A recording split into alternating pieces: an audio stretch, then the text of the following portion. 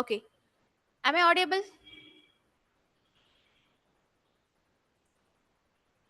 Online batch Yes, ma'am. கேக்குதுங்களா பேசுறது? Yes ma'am. Yes, ma'am. Okay, thank you. Screen share ஆகுதுங்களா? Share ஆகுது ma'am. ஆமா மேம். ஓகே. சரி, இன்னைக்கு பாலிட்டியோடைய ஃபர்ஸ்ட் கிளாஸ் ஃபர்ஸ்ட் டாபிக் என்ன அப்படின்னா மேக்கிங் ஆஃப் கான்ஸ்டியூஷன். நம்ம லாஸ்டா வந்து இன்ட்ரோ சொல்லியிருப்போம். பாலிட்டி அப்படின்னாலே முழுக்க முழுக்க கான்ஸ்டியூஷன் அப்படிங்கிற வார்த்தையை வச்சுதான் ஃபுல்லா வரும் அப்படின்னு. கான்ஸ்டிடியூஷன். ஸோ நம்ம என்டையர் பாலிட்டிலையும் இந்த ஒரு வேர்டு மட்டும்தான் வந்துகிட்டே சுற்றி சுற்றி. ஸோ இது என்ன அப்படின்னா இது ஒரு புக்கு. ஸோ நம்ம கவர்மெண்ட் எப்படி இருக்கணும், மக்கள் எப்படி இருக்கணும், மக்களுக்கு இதெல்லாம் அதிகாரம் கொடுத்துருக்காங்க, கவர்மெண்ட் ரைட்ஸ் எல்லாம் இருக்குது, இதை பற்றிலாம் எழுதின ஒரு பெரிய புக்கு தான் இந்த கான்ஸ்டியூஷன். தமிழ்ல அரசியல் அமைப்புன்னு சொல்லுவாங்க.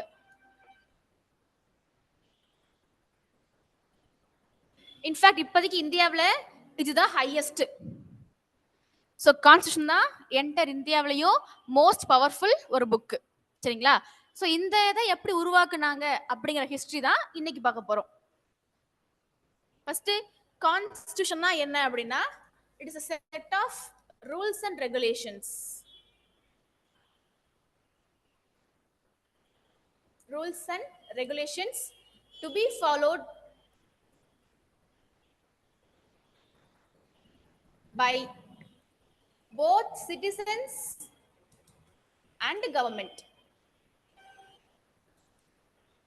குடிமக்கள் மற்றும் அரசு இருவரும் கடைபிடிக்க வேண்டிய விதிகள் மற்றும் வழிமுறைகள். ஞாபகம் வச்சுக்கோங்க, நோட்ஸ் உங்களுக்கு எப்படி எழுதுனா புரியுமோ அப்படி எழுதிச்சுக்கோங்க. ஸோ இந்த ஸ்ட்ரக்சர் அவசியம் கிடையாது, உங்களுக்கு நெக்ஸ்ட் டைம் படிக்கும் போது நீங்க எழுதுனது புரியணும். ஸோ உங்களுக்கு எவ்வளோ கேஷுவல் எழுதுனா புரியுமோ அப்படி எழுதிச்சுக்கோங்க.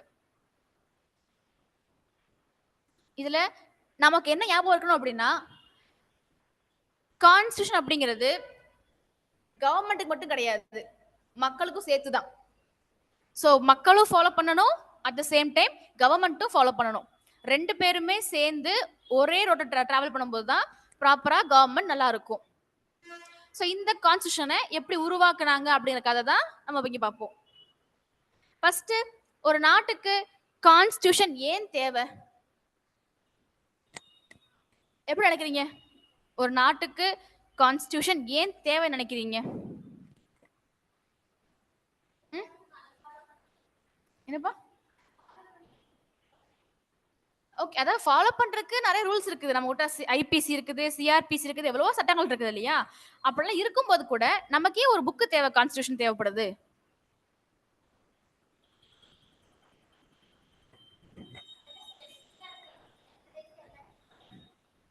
ஓகே, சரி, வேற இந்தியாவுக்கு ஏன் தேவை கான்ஸ்டியூஷன்?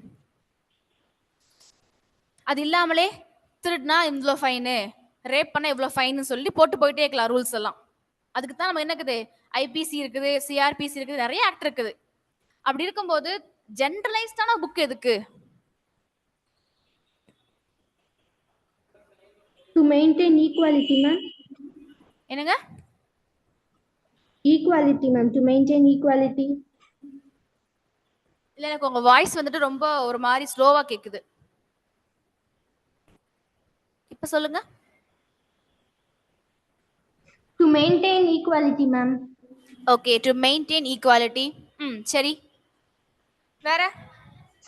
சிட்டிசன்ஸ் யாரும் எந்த ஒரு மிஸ்டேக்கும் பண்ணக்கூடாது அப்படின்றதுக்காக கான்ஸ்டியூஷன் ஃப்ரேம் பண்ணிருக்காங்க. ரிப்பீட்.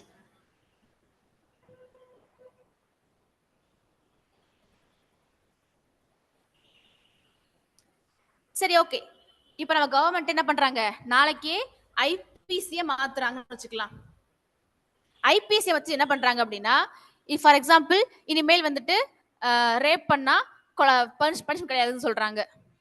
இல்லைன்னா நீங்க வந்து படிக்காட்டி இது பண்ண கிடையாது, நீங்க யாரும் படிக்க வேண்டாம், யாரும் ஸ்கூலுக்கு போக கூடாது, அப்படி ரூல்ஸ் போடுறாங்க.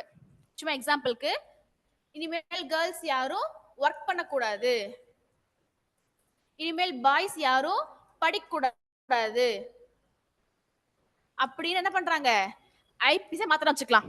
ஸோ ஐபிசில புதுசா ரூல்ஸ் கொண்டு வந்து, இனிமேல் கேர்ள்ஸ் ஒர்க்குக்கு போனாங்கன்னா 2 years பனிஷ்மெண்ட், பாய்ஸ் ஸ்கூலுக்கு போனாங்கன்னா 5 years பனிஷ்மெண்ட் மாத்துறாங்க. அப்படி மாத்தினா நம்ம என்ன பண்ண முடியும்? ஒண்ணுமே பண்ண முடியாது. ஏன்னா கவர்மெண்ட் என்ன பண்றாங்க, ஐபிசியை மாத்துறாங்க. ஐபிசி இல்லாத ஃபாலோ பண்ணா மிஸ்டேக் சொல்லலாம், ஆனா ஐபிசியை மாத்திட்டாங்க அப்படின்னா ஒண்ணும் பண்ண முடியாது. அப்ப என்னன்னா, இங்க இருக்கிற எல்லாத்துக்குமே வேலை பார்க்கறது அவங்களோட விருப்பம், படிக்கிறது அடிப்படை உரிமை அப்படின்னு சொல்றதுக்கு ஒரு பேசிக்கா என்ன வேணும், நமக்கு ரெஃபரன்ஸ் வேணும். அதுக்காக தான் என்ன பண்ணிக்கிறோம் அப்படின்னா வச்சிருக்கிறோம். முக்கியமான காரணம் என்ன அப்படின்னா, அரசின் கொடுங்கோன்மையை எதிர்க்கணும். அரசின் கொடுங்கோன்மைக்கு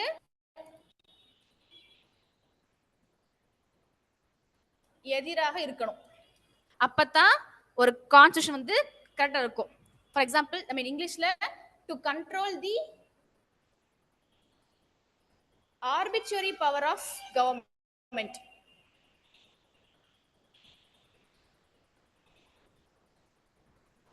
ஸோ கவர்மெண்ட் வந்து அவங்க இஷ்டத்துக்கு எல்லாம் பண்ணாம என்ன பண்ணணும், மக்களுக்காக பண்ணணும்.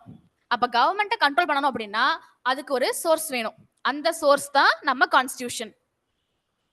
ஸோ அரசின் கொடுங்கோன்மையை என்ன பண்ணணும், கட்டுப்படுத்தணும். தமிழ்ல படிச்சிருப்போம் செங்கோன்மை கொடுங்கோன்மை அப்படின்னு. செங்கோல் வலுவாம ஆட்சி பண்றது அப்படின்னா நல்ல ஆட்சி பண்றதுன்னு அர்த்தம். இல்லப்பா மக்களை வந்து ஒழுங்கா ஆட்சி பண்ணல கஷ்டப்படுத்துறீங்க அப்படின்னா அதுக்கு பேரு கொடுங்கோன் ஆட்சின்னு சொல்லுவாங்க.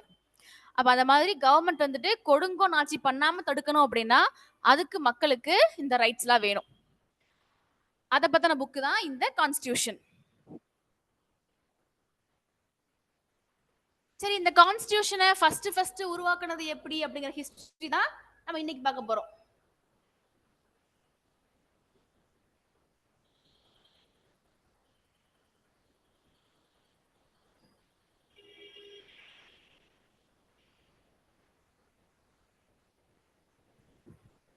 இதை பார்த்துட்டு உங்களுக்கு ஹிஸ்டாரிக்கல் பேக்ரவுண்ட் ஒரு டாபிக் இருக்கும். அது பார்த்துட்டு நீங்க ஐஎன்எம்ல படிப்பீங்க. ஏன்னா 1947க்கு அப்புறம் வந்துருந்துச்சுன்னா அது பாலிட்டில வரும். 1947க்கு அப்புறம் வந்திருந்தா அது இந்தியன் பாலிட்டில வரும். பட் இந்தியாவுக்கு இந்த 1947ல எப்படி எல்லாம் கிடைச்சது அப்படிங்கிற ஹிஸ்டரி ஐஎன்எம்ல வரும். ஸோ இந்தியாவுக்கு எப்படி இந்த உருவாக்கின கான்ஸ்டிடியூஷன் அப்படிங்கிற ஹிஸ்டரியை நீங்க அங்க படிப்பீங்க ஐஎன்எம்ல. இன்ஃபேக்ட் இன்னைக்கு ஐஎன்எம் கிளாஸ் தான் போட வேண்டியது இருந்தது உங்களுக்கு. ஆனா லக்கிலி உங்களுக்கு ஐஎன்எம் ஃபேக்கல்ட்டி மாறிட்டாங்க. ஸோ நான் ஐஎன்எம் கிடையாது, அதனால இன்னைக்கு பாலிட்டி கிளாஸ் போட்டாச்சு. ஸோ அதை நீங்க அங்க படிப்பீங்க. இன்னைக்கு ஜென்ரலா மேக்கிங் ஆஃப் கான்ஸ்டிடியூஷன் அப்படிங்கிறத மட்டும் பார்க்கலாம். தமிழ்ல அரசியலமைப்பு உருவாக்கம். அரசியலமைப்பின் உருவாக்கம். அரசியலமைப்பின் உருவாக்கம்.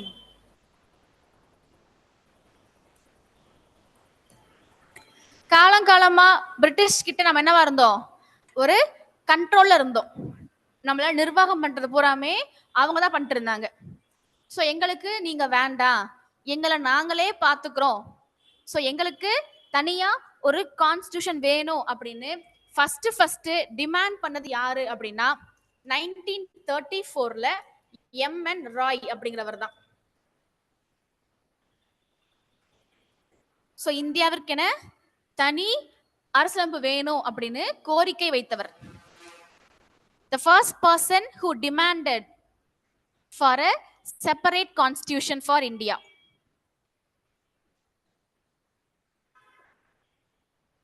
வேர்டிங்ஸ்லாம் உங்களுக்கு பிடிச்ச மாதிரி போட்டுக்கோங்க, ஒன்றும் பிரச்சனை இல்லை. நமக்கு வந்து தேவை 1934 அப்படிங்கிற ஒரு வருஷம், எம்என் ராய் அப்படிங்கிற வருஷம், அந்த பேரு. அவர் தான் ஃபர்ஸ்ட் கேட்டாருங்கிற ஒரு கான்செப்ட். மற்றபடி உங்களுக்கு எப்படி எல்லாம் ஈஸியா எழுத முடியுமோ எழுதிக்கோங்க. எம்என் ராய் யாரு அப்படின்னா இவர் வந்து ஒரு கம்யூனிஸ்ட். இன்ஃபேக்ட் தமிழ்ல கம்யூனிஸ்ட் அப்படின்னா பொது உடைமைவாதி.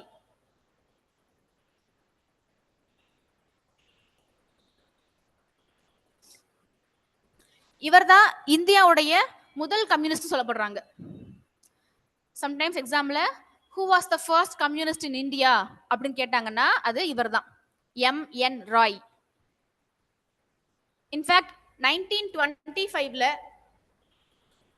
கம்யூனிஸ்ட் பார்ட்டி ஆஃப் இந்தியா அப்படின்னு கட்சி ஆரம்பிச்சிருப்பாரு இவரு. கேள்விப்பட்டிருப்பீங்க இந்திய கம்யூனிஸ்ட் கட்சின்னு சொல்லி நிறைய இடத்துல. இந்த ஆட்டோ ஸ்டாண்ட்லாம் போனீங்கன்னா நிறைய பார்த்துருப்பீங்க, இந்திய கம்யூனிஸ்ட் கட்சின்னு போட்டிருப்பாங்க ஆட்டோ ஸ்டாண்ட்ஸ்ல. அப்புறம் அந்த லேபர் ஆர்கனைசேஷன்லாம் போட்டிருப்பாங்க. ஸோ 1925ல இந்திய கம்யூனிஸ்ட் கட்சி அப்படின்ற கட்சி ஆரம்பிச்சது இவர் தான். இங்கிலீஷ்ல கம்யூனிஸ்ட் பார்ட்டி ஆஃப் இந்தியா. அதனால என்ன சொல்லுவாங்க, இவரை ஃபர்ஸ்ட் கம்யூனிஸ்ட் ஆஃப் இந்தியான்னு சொல்லுவாங்க.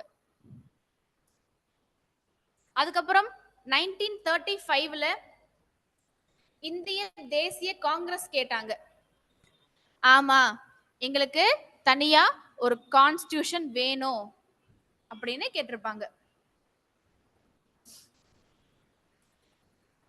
இந்தியன் நேஷனல் காங்கிரஸ், தமிழ்ல இந்திய தேசிய காங்கிரஸ் கேட்டிருப்பாங்க.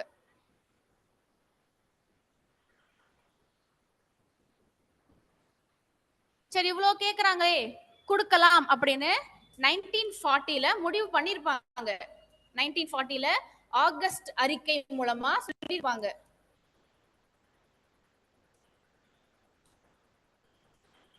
இங்கிலீஷ்ல அது ஆகஸ்ட் ஆஃபர், தமிழ்ல ஆகஸ்ட் அறிக்கை.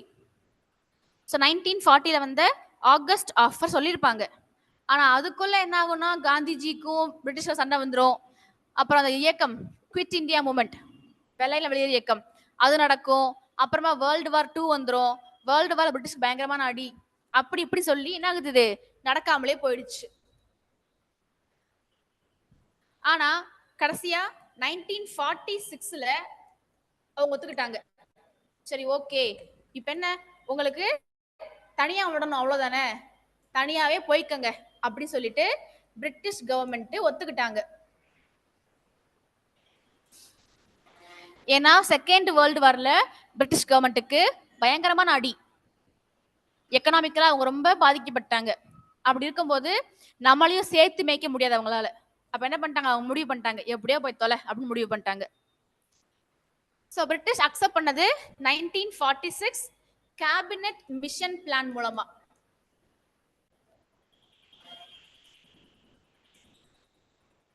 தமிழ்ல கேபினெட் திட்டக்குழு.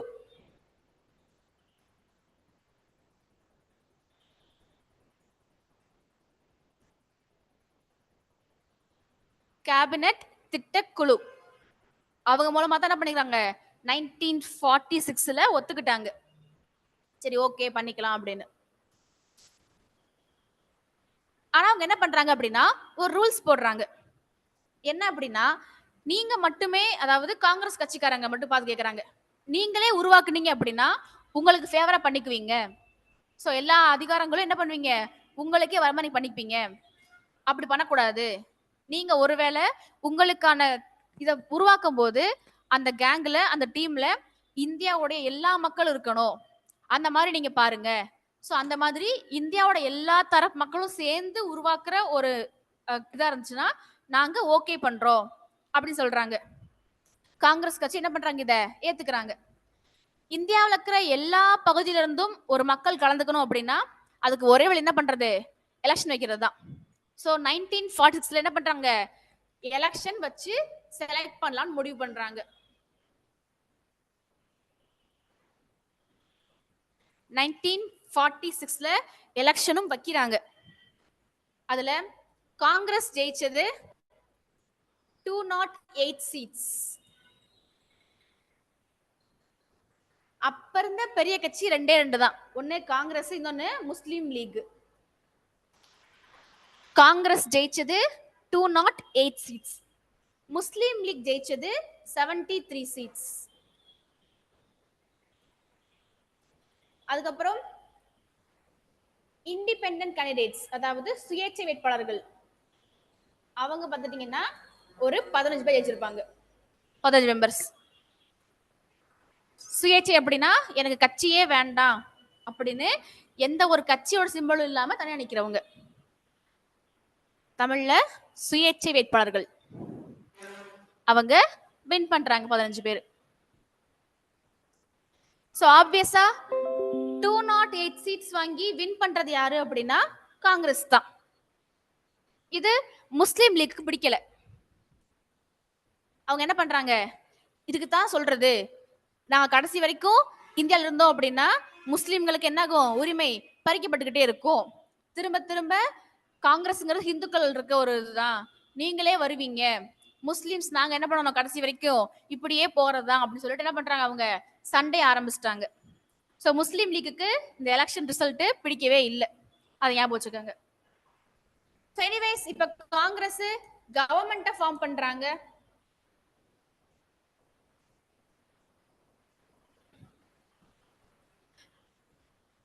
ஹெட் யாரு அப்படின்னா ஜவஹர்லால் நேரு.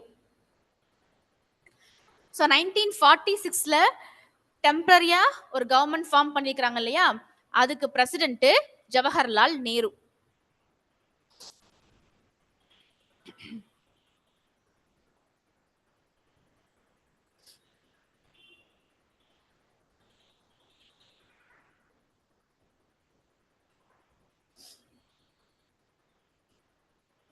இப்ப இவங்க டாஸ்க் என்ன அப்படின்னா, எலெக்ஷன் முடிஞ்சு போச்சு, இந்தியாவில் இருக்கிற எல்லா பிளேஸ்ல இருந்தும் ஆள் வந்தாச்சு, ஒரு டீம் ஃபார்ம் பண்ணியாச்சு. இந்த டீமை வச்சு நம்ம என்ன பண்ண போறோம், ஒரு கான்ஸ்டியூஷன் உருவாக்க போறோம். உருவாக்கி அதை என்ன பண்ணணும், மக்கள்கிட்ட போய் சேர்க்கணும், நடைமுறைப்படுத்தணும். நடைமுறைப்படுத்தி அதுபடி என்ன பண்ணணும், எலெக்ஷன் வைக்கணும். எலெக்ஷன் வச்சு உண்மையாவே இந்த நாட்டுக்கு மக்கள் செலக்ட் பண்ற ஒரு பிஎம் சிஎம் எல்லாம் வரணும். அது வரைக்கும் நாங்க பாத்துக்கிறோம் அப்படிங்கறது இவங்க வேலை. சோ ஞாபகம் வச்சுக்கோங்க, கான்ஸ்டியூஷனை ஃப்ரேம் பண்ணி நடைமுறைப்படுத்தி அதுபடி எலெக்ஷன் வச்சு செலக்ட் பண்ற வரைக்கும் இவங்க இன்சார்ஜ். அப்ப இவங்களுக்கு பேர் என்ன அப்படின்னா இன்டரிம் கவர்மெண்ட் சொல்லுவாங்க.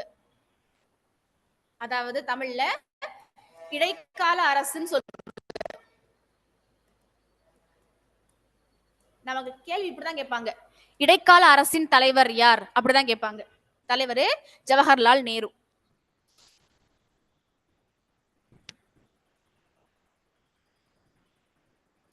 ஆன்லைன் பேட்ச் எல்லாரும் கேட்டுக்கங்க, பாலிட்டிக்கு புது நோட்டு தான் போடணும். சோ பாலிட்டி நிறைய எழுதணும்ப்பா. இன்ஃபேக்ட் உங்களுக்கு ஒரு நோட்டே பத்தாம தான் போகும். பிகாஸ் நம்ம வேற எங்கேயுமே வேற புக்ஸ் பத்தி படிக்க போறதே கிடையாது.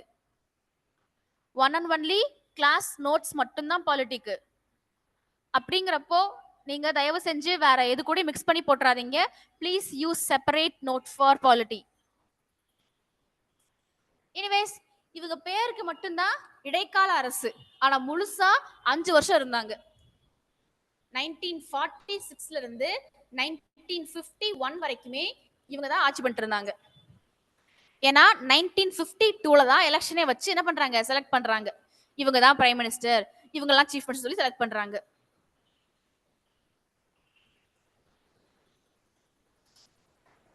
இப்போ ஒரு வழியா கவர்மெண்ட்டை ஃபார்ம் பண்ணியாச்சு. இப்போ அடுத்து என்ன பண்ணணும், நம்ம எதை ஃபார்ம் பண்ணணும்? அடுத்து we have to frame the constitution. கான்ஸ்டிடியூஷனை உருவாக்கணும். ஆனா யோசிச்சு பாருங்க, கவர்மெண்ட் அப்படின்னா அதுக்கு 1008 வேலை இருக்கும். இப்ப நேரு வந்து பிரைம் மினிஸ்டர் அப்படின்னா அவருக்கு நிறைய வேலை இருக்கும். அதை பார்த்துட்டு இதையும் பார்க்க முடியுமான்னு கேட்டா கொஞ்சம் டவுட் தான். அப்ப என்ன பண்றாங்க அப்படின்னா, அந்த கவர்மெண்ட்ல இருக்கிற மெம்பர்ஸே என்ன பண்றாங்க, தனியா ஒரு அசம்பிளி ஃபார்ம் பண்ணுங்க அப்படின்னு சொல்லிட்டு தனியா அசம்பிளி ஃபார்ம் பண்றாங்க. அதே மெம்பர்ஸ் தான்ப்பா, ஜஸ்ட் பேர் மட்டும் வேற.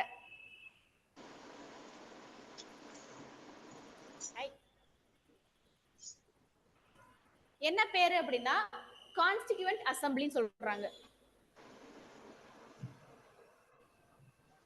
கான்ஸ்டிடியூவன்ட் அசம்பிளி தமிழ்ல அரசியல் நிர்ணய சபை.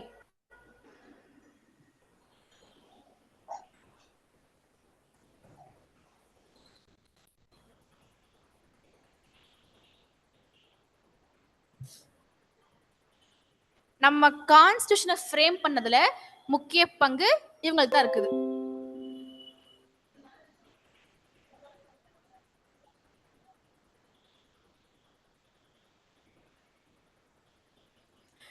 இப்போ ஹெட்டிங் போட்டீங்களா? ஃபர்ஸ்ட் பாயிண்ட், அதே மாதிரி நான் எங்கேயாவது சிஏன்னு சொன்னேன்னா அதுக்கு இதான் அர்த்தம், கான்ஸ்டிடியூவன்ட் அசம்பிளி.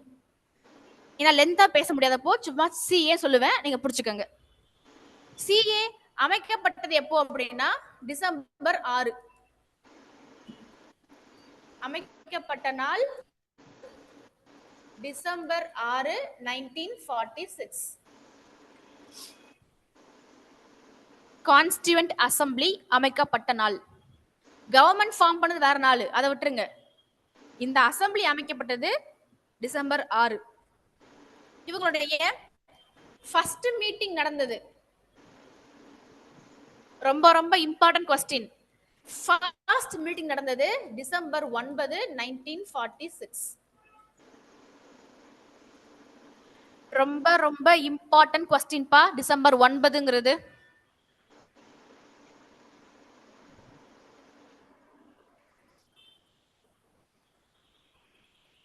மேம் பிளேஸ் இல்லையா மேம்? டெல்லி தாங்க, டெல்லி பார்லிமெண்ட் தான். ஓ, நமக்கு அந்த பிரச்சனை வருமோ?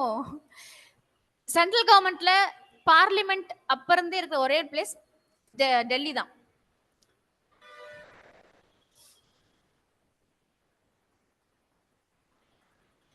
இப்போ மீட்டிங் போட்டாச்சு, எல்லாம் வந்தாச்சு. முதல் வேலை என்ன? என்னப்பா? இல்ல, நீங்க யோசிச்சு பாருங்க. நம்ம நம்ம நாட்டுல ஒரு கட்சி ஆரம்பிச்சாலோ, ஒரு டீம் ஆரம்பிச்சாலோ, ஒரு கூட்டம் போட்டாலோ, அவங்க பண்ற முதல் வேலை என்ன? முதல் வேலை லீடர் மேம், லீடர் யாரு அப்படின்னு செலக்ட் பண்றதா மேம்? லீட் செலக்ட் பண்றது. ஏன்னா நம்ம ஆளுகளுக்கு தலைவன் தான் தலையை விட சிறந்தவன் நினைச்சிட்டு இருக்காங்க. சோ தலைவன்லாம் வாழவே மாட்டாங்க. தலைவன் வேணும்னு சொல்லி முடிவு பண்ணுவாங்க. சோ அப்படி என்ன பண்றாங்க, இங்கேயும் மீட்டிங்ல ஃபர்ஸ்ட் மீட் பண்றாங்க. எப்ப அசெம்பிளிக்கு ஒரு லீடர் செலக்ட் பண்ணலாம் அப்படிங்கிறாங்க. செலக்ட் பண்றதுக்கும் என்ன பண்ணணும், திரும்பவும் எலெக்ஷன் வைக்கணுமே. ஏன்னா மெம்பர் செலக்ட் பண்ணியாச்சு, அந்த மெம்பர்ஸ்ல ஒருத்தர் என்ன பண்ணணும், நம்ம லீடரா போடணுன்றப்போ எலெக்ஷன் வச்சுதான் ஆகணும். அப்ப என்ன பண்றாங்க அப்படின்னா, சரி ஓகே எலெக்ஷன் வச்சுக்கலாம், அது வரைக்கும் டெம்பரரி ஒரு பர்சனை போடலாம் அப்படிங்கிறாங்க. சோ டெம்பரரியா போடப்பட்ட பிரசிடென்ட் யாரு அப்படின்னா சச்சிதானந்த சின்ஹா. சோ அரசியல் நிர்ணய சபையின் அதுக்கு பேர் என்னது, டெம்பரரி தற்காலிக தலைவர் சச்சிதானந்த சின்ஹா. இந்த வருஷம் யூபிஎஸ்சி கொஸ்டின், அதாவது முந்தானத்து நடந்து முடிஞ்ச ஐஏஎஸ் தேர்வில் கேட்கப்பட்ட கேள்வி. எவ்வளவு ஈஸின்னு பாத்துக்கங்க. அசம்பிளியுடைய டெம்பரரி ஹெட் யாருன்னு கேட்டிருந்தாங்க, சச்சிதானந்த சின்ஹா. இவர் யாரு அப்படின்னா அந்த அசம்பிளி இருக்கிறதுலயே இவர் தான் ஓல்டஸ்ட் பீஸ் இருக்கிறதுல, இதான் வயசான பீஸ். பொதுவா ஓல்டஸ்ட் பர்சனை போட்டோம் அப்படின்னா மத்தவங்க அடங்கிக்குவாங்க, சண்டை வராது. ஏன் நான் கட்சிக்காக பாடுபட்டிருக்கேன், என்ன ஏன் லீடரா போடல, அவங்க பாடுபட்டிருக்க அவங்களையும் போல சண்டை வராது. சரி விடுப்பா, அவர் வயசானவர், ரொம்ப வருஷமா இருக்கிறாரு, அவரே பாத்துக்கட்டும் அப்படின்னு சொல்லிட்டு கொஞ்சம் சமாதானம் போவாங்க. அதனாலதான் என்ன பண்ணுவாங்க, இது வந்து ஒரு பிரெஞ்ச் பிராக்டிஸ். பிரான்ஸ்ல இது பழகிட்டு இருப்பாங்க எப்பவுமே. சண்டை வரக்கூடாது அப்படின்றப்போ அந்த ஊர்ல இருக்கிற வயசானவங்களை போட்டோம் அப்படி சண்டை வராது. சோ பிரான்ஸ்ல இத காலங்காலமா பழகிட்டே வர்றாங்க. எனிவேஸ், நம்மளுடைய பெர்மனன்ட் அண்ட் ஆக்சுவல் பிரசிடென்ட், உண்மையான தலைவர் யாரு அப்படின்னா டாக்டர் ராஜேந்திர பிரசாத். சோ அரசியல் நிர்ணய சபையின் உண்மையான தலைவர் ஆர் நிரந்தர தலைவர் டாக்டர் ராஜேந்திர பிரசாத். மேம் சொல்லுங்க. மேம், பிரான்ஸ் பத்தி ஒரு டாபிக் சொன்னீங்க, அது என்னது மேம்? பிரான்ஸ்ல பொதுவா எப்பவுமே செலக்ட் பண்ணும்போது யாரு வயசானவங்க செலக்ட் பண்ணுவாங்க. அவங்க சண்டை வரக்கூடாது அப்படிங்கறதுக்காக அந்த டீம்ல யாரு வயசா இருப்பாங்களோ அவங்க செலக்ட் பண்ணிடுவாங்க. Okay ma'am. ஓகே.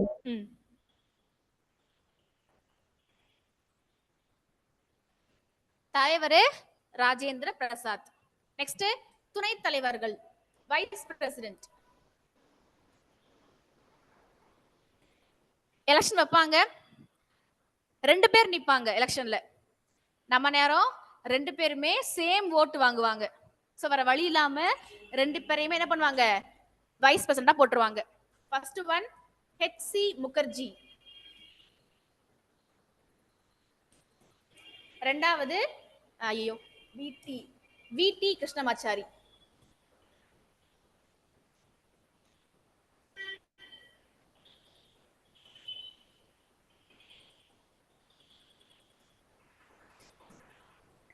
விடி கிருஷ்ணமாச்சாரி.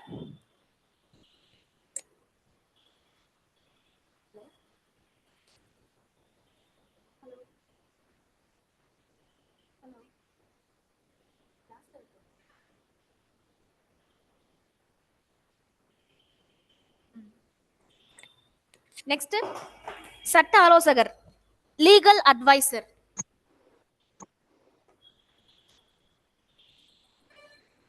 லீகல் அட்வைசர் இவர் யாரு அப்படின்னா BN ராவ். சட்டப்படி ஏதாவது பிரச்சனை வருமா, நம்ம எப்படி பண்ணலாம் அப்படின்னு சொல்லிட்டு அட்வைஸ் பண்றவர் சட்ட ஆலோசகர்.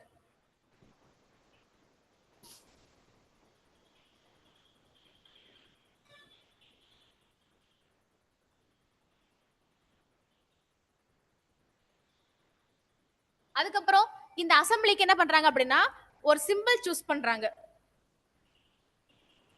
சிம்பிள் என்ன அப்படின்னா எலிஃபென்ட். சோ அரசியல் நிர்ணய சபையின் சின்னம் என்ன அப்படின்னா யானை.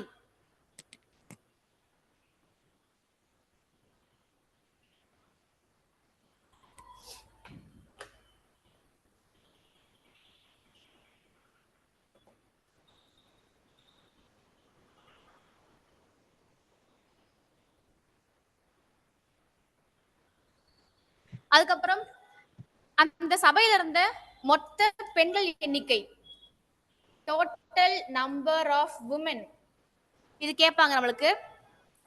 சோ அரசியல் நிர்ணய சபையில இருந்த மொத்த பெண்கள் 15 பேர்.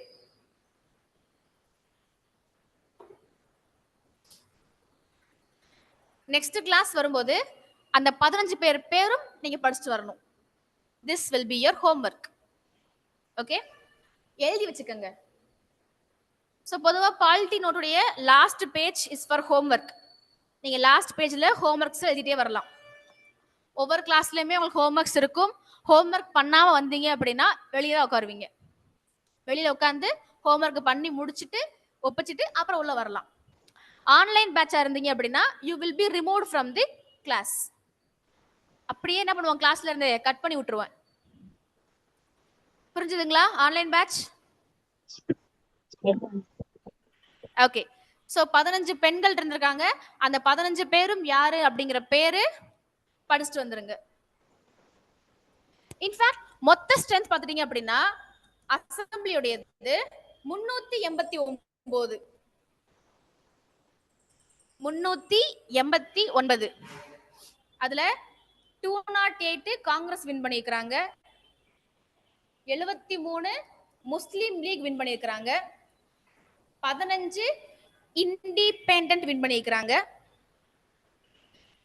93 பார்த்துட்டீங்க அப்படின்னா சுதேச அரசுகளுக்காக கொடுத்திருக்காங்க. அதாவது பிரின்ஸ்லி ஸ்டேட்ஸ்.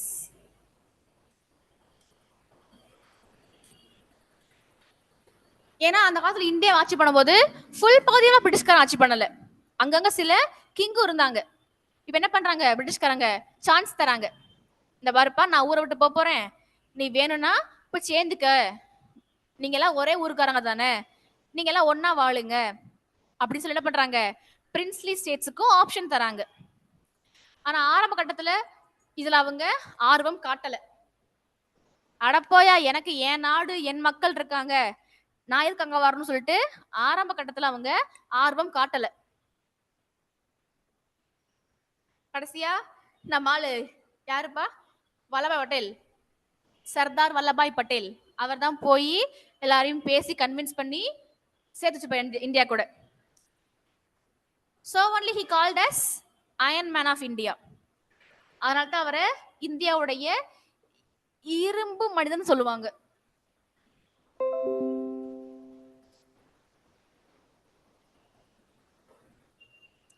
சரி, இப்போ ஒரு வழியா டீமை ஃபார்ம் பண்ணியாச்சு, லீடர் செலக்ட் பண்ணியாச்சு, சிம்பிள் செலக்ட் பண்ணியாச்சு. இப்போ என்ன பண்ணணும், குரூப் குரூப்பா ஃபார்ம் பண்ணி இந்தாப்பா நீ இந்த வேலையை பாரு, நீ இந்த வேலையை பாரு சொல்லி என்ன பண்ணணும், பிரிச்சு விடணும்.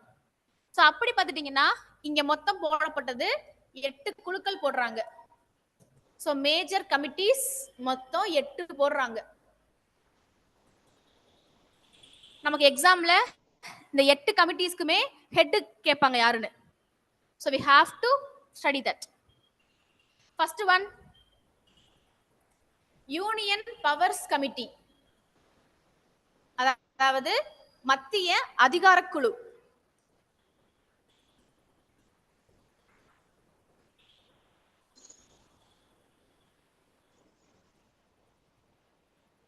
மத்திய அதிகார குழு. இரண்டாவது யூனியன் கான்ஸ்டிடியூஷனல் கமிட்டி.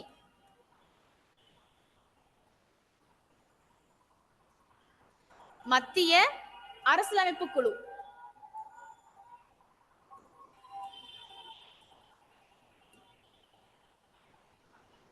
மத்திய அரசியலமைப்பு குழு.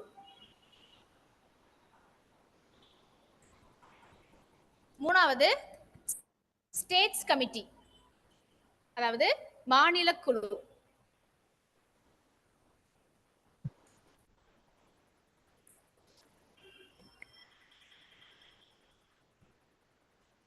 இந்த 3 குழுவுக்குமே ஹெட் யாரு அப்படின்னா ஜவஹர்லால் நேரு.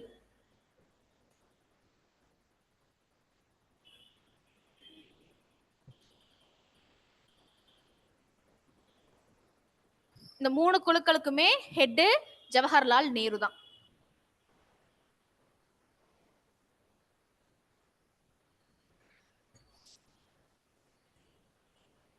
நாலாவது குழு ப்ராவின்சியல்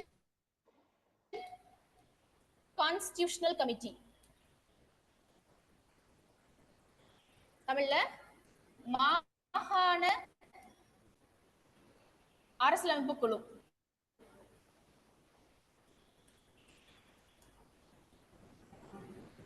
மாகாண அரசியலமைப்பு குழு.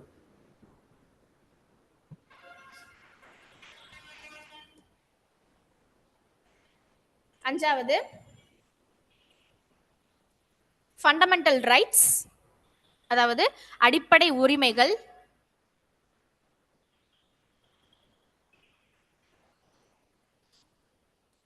சிறுபான்மையினர், சிறுபான்மையினர்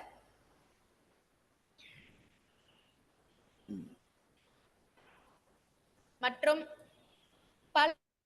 பழங்குடியின பகுதிக்குழு. ஐயோ, tribal areas.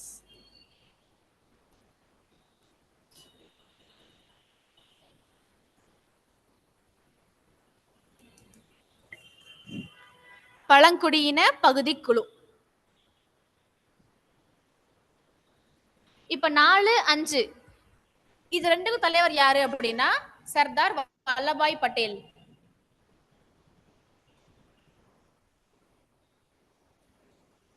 Sardar Vallabhbhai Patel.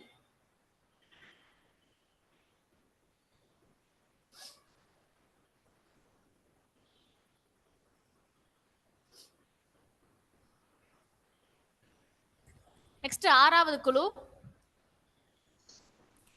Rules of procedure குழு, அதாவது விதிமுறைகள் குழு. ப்ரொசீஜர்ஸ்.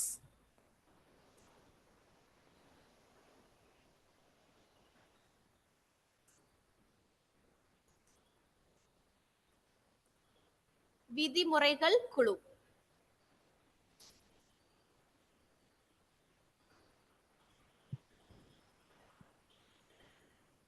ஏழாவது ஸ்டியரிங் குழு. ஸ்டியரிங் எதுக்குப்பா யூஸ் பண்றோம் நம்ம? கார்ல ஸ்டியரிங் எதுக்கு இருக்குது? திருப்புறதுக்கு. ஸ்டியரிங் உடைய பர்பஸ் என்ன? கண்ட்ரோல் பண்றதுக்கு. கண்ட்ரோல். எந்த பக்கம் போகணும் முடிவு பண்றது ஸ்டியரிங் தான். நம்ம லெஃப்ட்ல போகணுமா ரைட்ல போகணுமா அப்படிங்கறத ஸ்டியரிங் திரும்ப வச்சுதான் சொல்ல முடியும். சோ இங்கேயும் அந்த குழு இருக்குது. குழுக்கு பேர் என்ன அப்படின்னா வழிகாட்டுதல் குழு.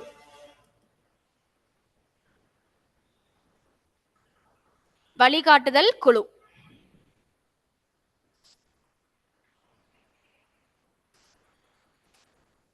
இந்த கமிட்டி நம்பர் 6, 7 இந்த ரெண்டுக்குமே ஹெட் யாரு அப்படின்னா டாக்டர் ராஜேந்திர பிரசாத்.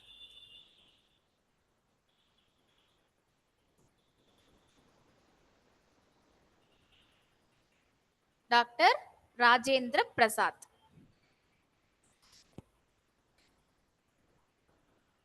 கடைசியா த மோஸ்ட் இம்பார்ட்டன்ட் கமிட்டி, 8வது கமிட்டி. இவங்களுக்கு பக்கத்துல ஒரு 10 ஸ்டார் போட்டுருங்க, அந்த அளவுக்கு இம்பார்ட்டன்டான கமிட்டி. சோ என்ன கமிட்டி அப்படின்னா டிராஃப்டிங் கமிட்டி, தமிழ்ல வரைவு குழு.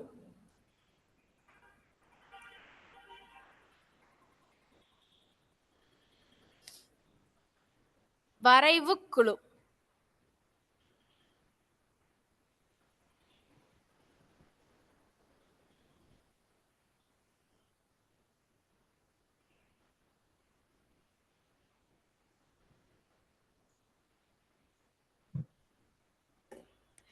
இவங்களோட முக்கியமான வேலை என்ன அப்படின்னா இவங்களோட வேலை தான் to frame the constitution.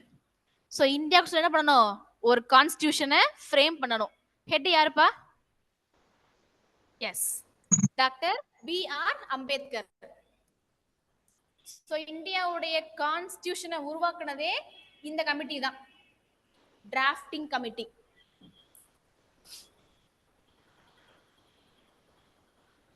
Doctor B.R. Ambedkar. நமக்கு எக்ஸாம்ல கேட்குற மாதிரி இருந்தாலும் இதை தான் கேட்பாங்க. அம்பேத்கர் கமிட்டி பற்றி தான் நிறைய கேள்வி வரும். டிராஃப்டிங் கமிட்டி என்ன பண்ணுச்சு, ஏது பண்ணுச்சு, எத்தனை பேர் இருந்தாங்க, அவங்க என்னெல்லாம் பண்ணாங்கன்னு சொல்லி மொத்தமா கேள்விகள் இதை பத்தி தான் வரும். ஹெட்டிங் போட்டுக்கோங்க, வரைவு குழு.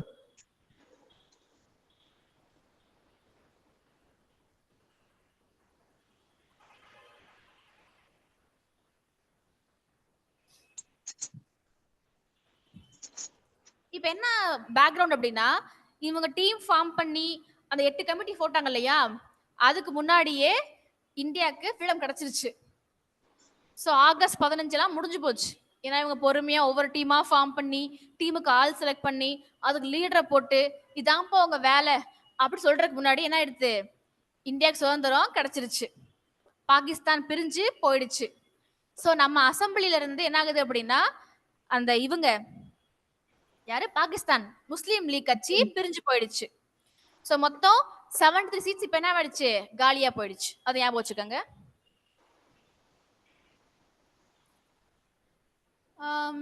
இப்போ ஹெட்டிங் போட்டீங்களா வரைவு குழு அப்படின்னு? ஓகே, வரைவு குழு அமைக்கப்பட்ட நாள் ஆகஸ்ட் 29, 1947.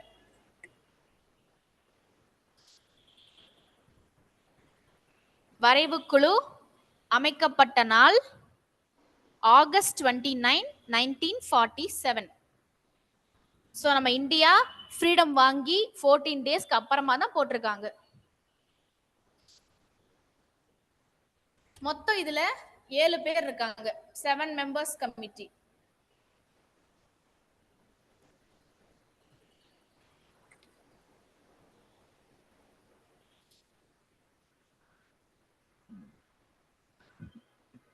அந்த 7 பேர் நேமும் நமக்கு ரொம்ப important. First one Ambedkar,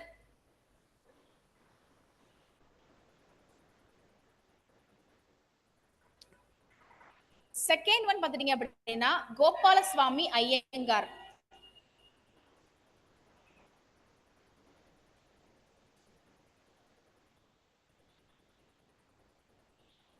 Gopalaswamy Iyengar.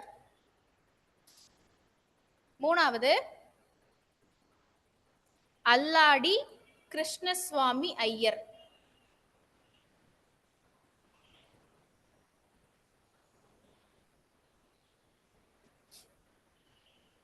அல்லாடி கிருஷ்ணசுவாமி ஐயர். நாலாவது K.M. Munshi. K.M. Munshi.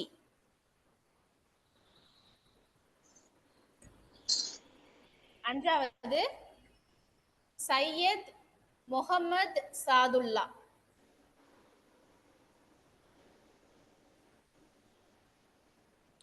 Syed Mohammed Sadullah.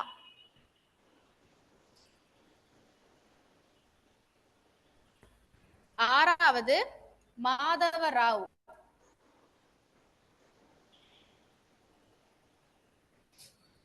Madhava Rao.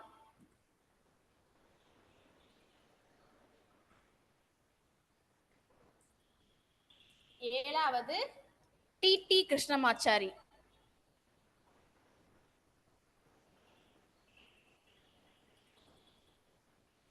D Krishnamachari. In fact யாராவது சென்னைக்காரங்க இருந்தீங்கன்னா அந்த ரோடு தெரிஞ்சிருக்கும், டிடிகே ரோடு. சென்னையில ஒரு ரோடு இருக்குது ஒரு பேர்ல, கிருஷ்ணமாச்சாரி ரோடுன்னு சொல்லிட்டு. எனிவேஸ் இவங்க 7 பேர் தான் மெம்பர்ஸ்.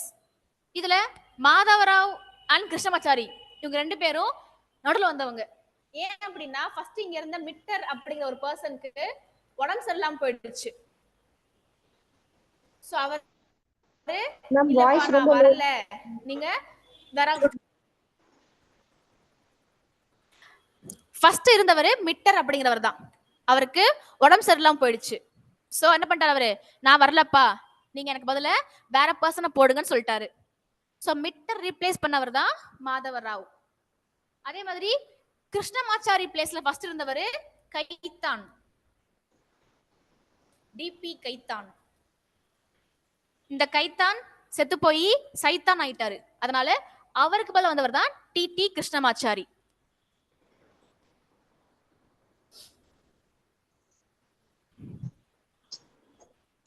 இவங்க ரெண்டு பேருமே ரீப்ளேஸ்மெண்ட் தான்.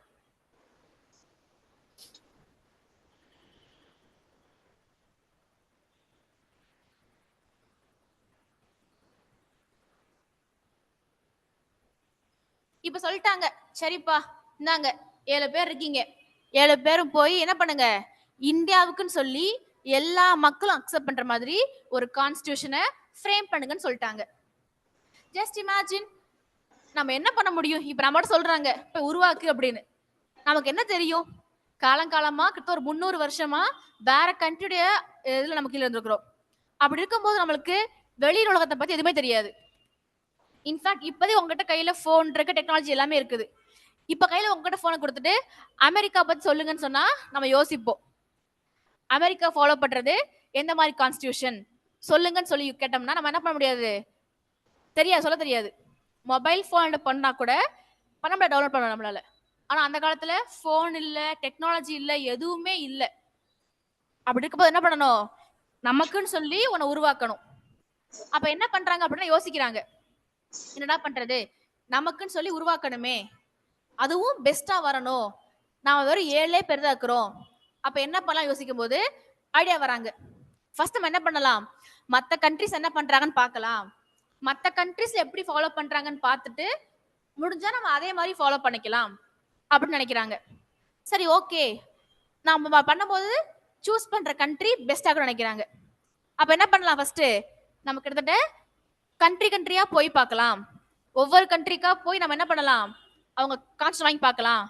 அதுல என்ன மாதிரி கொடுத்துருக்காங்க, கவர்மெண்ட் எப்படி இருக்குது, மக்கள் எப்படி இருக்காங்க எல்லாம் பார்த்து முடிச்சுட்டு நம்ம என்ன பண்ணலாம், அதுல எது பெஸ்டா இருக்குதோ செலக்ட் பண்ணிக்கலாம் அப்படின்னு போறாங்க. ஒரு கண்ட்ரிக்கு போறாங்க. ஒரு கண்ட்ரிக்கு போனா சில பாயிண்ட் பெஸ்டா இருக்குது, சில பாயிண்ட் ஒஸ்டா இருக்குது. சரி ஓகே, அப்ப என்ன பண்ணு, பெஸ்ட் எழுதி வச்சுக்கலாம், ஒஸ்டா விட்டுறலாம் அப்படின்னு நினைக்கிறாங்க. அடுத்த கண்ட்ரிக்கு போறாங்க. அங்க பார்த்தாலும் அப்படித்தான், சிலது பெஸ்டா இருக்குது, சிலது ஒஸ்டா இருக்குது.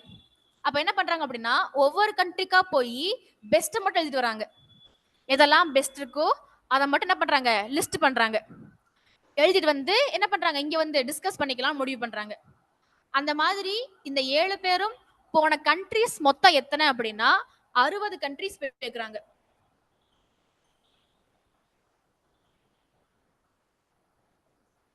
அது அவ்வளோ ஈஸியான காரியம் கிடையாது. ஏன்னா 60 கண்ட்ரிக்கும் அப்பெல்லாம் ஃபிளைட் கிடையாது, கப்பல்ல தான் போய் ஆகணும். ஸோ கப்பல்ல ஒவ்வொரு நாடா போய் என்ன பண்ணணும், ஃபர்ஸ்ட் அவங்க கவர்மெண்ட்ல ஒரு ஆளை பிடிக்கணும். கவர்மெண்ட் கிட்ட போய் என்ன பண்ணணும், வி ஆர் ஃப்ரம் இந்தியா, நாங்க என்ன பண்ண போறோம், உருவாக்க போறோம் கான்ஸ்டிடியூஷனை, அதுக்கு ரெஃபரன்ஸ் தேவைப்படுது கொடுங்க அப்படின்னு கேட்டா கொடுத்துருவாங்க. உடனே கொடுக்க மாட்டாங்க. நம்ம என்ன பண்ணணும், அவங்கள பேசி கொஞ்சம் ஒத்துக்க வைக்கணும். ஸோ இவங்க என்ன பண்றாங்கன்னா ஃபர்ஸ்ட் போறாங்க. அப்புறமா அங்க போய் ஸ்டே பண்ணி கவர்மெண்ட்ல ஆளை பிடிச்சு அந்த கவர்மெண்ட் கிட்ட கன்வின்ஸ் பண்ணி அவங்க கான்ஸ்டிடியூஷன் வாங்கி, அது வேற ஏதாவது மொழியில இருக்கும், நம்ம என்ன பண்ணணும், மொழியை வேற டிரான்ஸ்லேட் பண்ணணும். ஏன்னா இப்போ ஃபார் எக்ஸாம்பிள் நீங்க பிரான்ஸுக்கு போனீங்கன்னா அங்க பிரெஞ்சு மொழி தான் இருக்கும், இட்டாலி போனீங்கன்னா அங்க இட்டாலியன் தான் இருக்கும், இல்ல ஸ்பானிஷ் இருக்கும். அப்ப நம்ம எந்தெந்த கண்ட்ரிக்கு போறோமோ அந்த கண்ட்ரில இருக்கிற மொழியை நம்ம என்ன பண்ணணும், ஃபர்ஸ்ட் தெரிஞ்சுக்கணும். அதுக்கப்புறம் நம்ம அதை படிச்சு புரிஞ்சுக்கிட்டு மொழிபெயர்க்கணும். அதுக்கப்புறம் அது எது பெஸ்ட்னு பார்க்கணும். அதுக்கப்புறம் இந்தியாவுக்கு வந்துட்டு அதெல்லாம் கம்பேர் பண்ணணும். கம்பேர் பண்ணி முடிச்சு அதை அப்படியே அப்ளை பண்ணவும் முடியாது. ஏன்னா இந்தியாங்கிறது நிறைய ஜாதி, நிறைய மதம், நிறைய மொழி, நிறைய பண்பாடு இருக்கக்கூடிய ஒரு பல்கலைக்கழகம், எல்லாமே கலந்து இருக்குது. அப்படி இருக்கும்போது ஓகே அமெரிக்கால ஃபாலோ பண்ற அப்படியே இங்க போட்டோம் அப்படின்னா செட் ஆகாது. இங்க என்ன பண்ணணும், அதை மாடிஃபையும் பண்ண வேண்டியிருக்குது. ஸோ இவ்வளவும் பண்ணதுதான் அந்த டிராஃப்டிங் கமிட்டி. அப்போ 60 கண்ட்ரி போறோமே லேட் ஆகும்னு சொல்லி என்ன பண்ணிட்டாங்க அப்படின்னா அவங்க பிரிச்சுக்கிட்டாங்க. சரி மொத்தம் ஒரு தலைவர் 6 பேர் இருக்கிறோம். அப்ப என்ன பண்ணுங்க, ஆளுக்கு 10 கண்ட்ரி ரிவ்யூ பண்ணுங்க அப்படி சொல்லிட்டாங்க.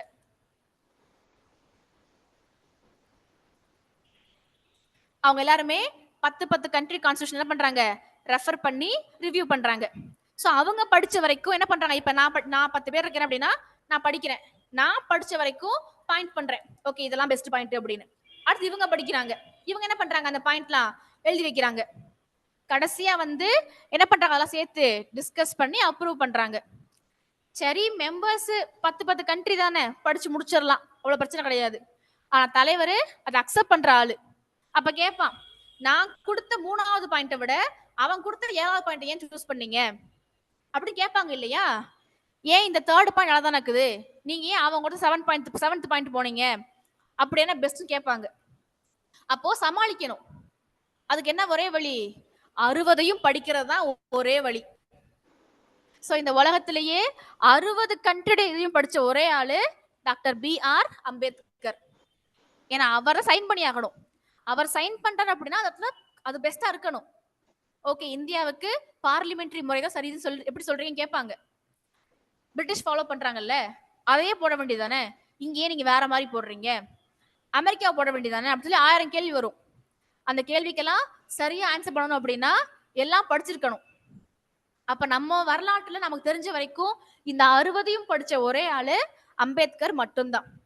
சோ அதனால தான் சொல்றாங்க அவர் ஃபாதர் ஆஃப் இந்தியன் கான்ஸ்டிடியூஷன் அப்படின்னு சொல்றாங்க.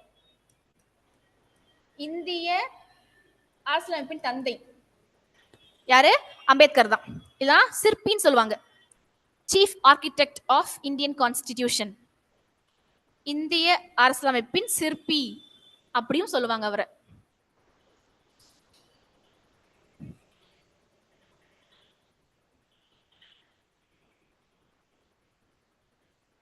சரி, நீங்க கெஸ் பண்ணி சொல்லுங்க. இப்போ இந்த டீம் ஆஃப் மெம்பர்ஸ் 7 பேரு 60 கண்ட்ரிக்கும் போய் 60 கண்ட்ரிலையும் அதை படிச்சு தெரிஞ்சுக்கிட்டு அதை கொண்டு வந்து டிஸ்கஸ் பண்ணி எது பெஸ்ட்னு சூஸ் பண்ணி ஒரு சாம்பிள் காப்பி உருவாக்குறதுக்கு எவ்வளோ டேஸ் ஆக்கியிருப்பாங்க, ஐ மீன் எவ்வளோ மந்த் ஆக்கியிருப்பாங்க, எவ்வளோ இயர் ஆக்கியிருப்பாங்க. ஒரு சாம்பிள் காப்பி தான், இந்தாங்கப்பா இதான்ப்பா சாம்பிள் பாருங்கன்னு சொல்லி உருவாக்க எவ்வளவு எடுத்திருப்பாங்க? 2-3 years. ஓகே, நீங்க 3 years, 4 வருஷம்.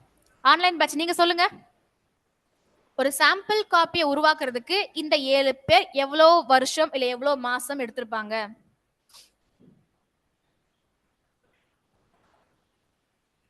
Any guesses? நோ இஷ்யூஸ், சும்மா சொல்லி விடுங்க.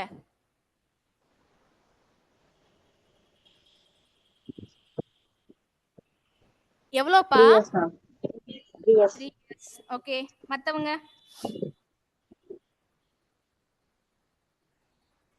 மத்தவங்க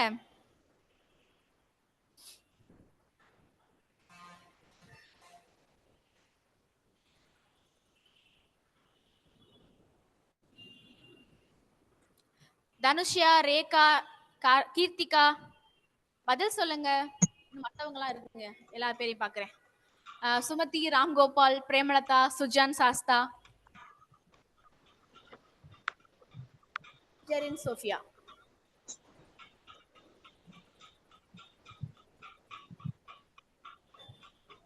சாம்பிள் காப்பியை உருவாக்க எவ்வளோ டேஸ் இல்ல எவ்வளோ மந்த் இல்ல எவ்வளோ இயர் ஆக்கியிருப்பாங்கன்னு கெஸ் பண்றீங்க? 2 years. ஓகே, லிசன், நான் இப்பவே சொல்லிடுறேன், இனிமேல் பொதுவா நான் உங்ககிட்ட ஒரு கொஸ்டின் கேட்டேன் அப்படின்னா எனக்கு தேவை ஆன்சர் கிடையாது, ஜஸ்ட் யுவர் ஒப்பீனியன் மட்டும் எனக்கு போதும். நீங்க எனக்கு வந்து ஆன்சர் தான் வேணும்னு அடம்பிடிக்க போது கிடையாது, உங்களோட ஒப்பீனியன் சொன்னா மட்டும் நீங்க போதும். பேசாம இருக்காதீங்க, அது ரொம்பவே டேஞ்சர்.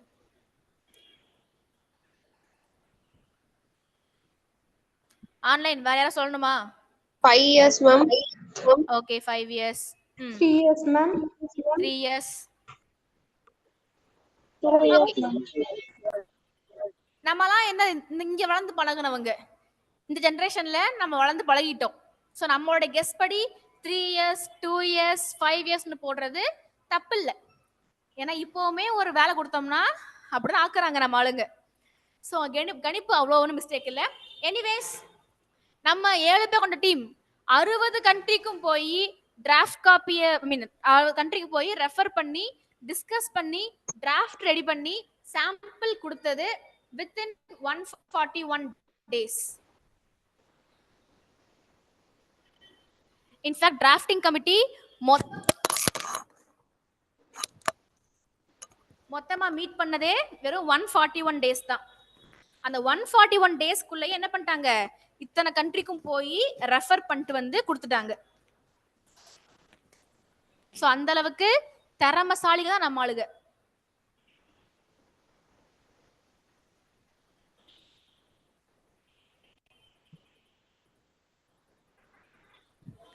இந்த 7 பேர் கொண்ட டீம்ல அம்பேத்கருக்கு அடுத்து ரொம்ப டெக்னிக்கல் நாலேஜ் யாருக்கு இருக்குது, அதாவது லாயர், அந்த லா சம்பந்தப்பட்ட நாலேஜ் யாருக்கு அதிகமா இருக்குது அப்படின்னா KM முன்ஷிக்கு தான்.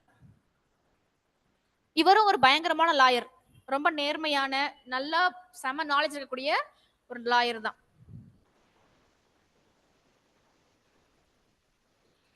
எனிவேஸ் இவங்க எல்லாம் சேர்ந்து ஒரு சாம்பிள் காப்பியை உருவாக்கிட்டாங்க.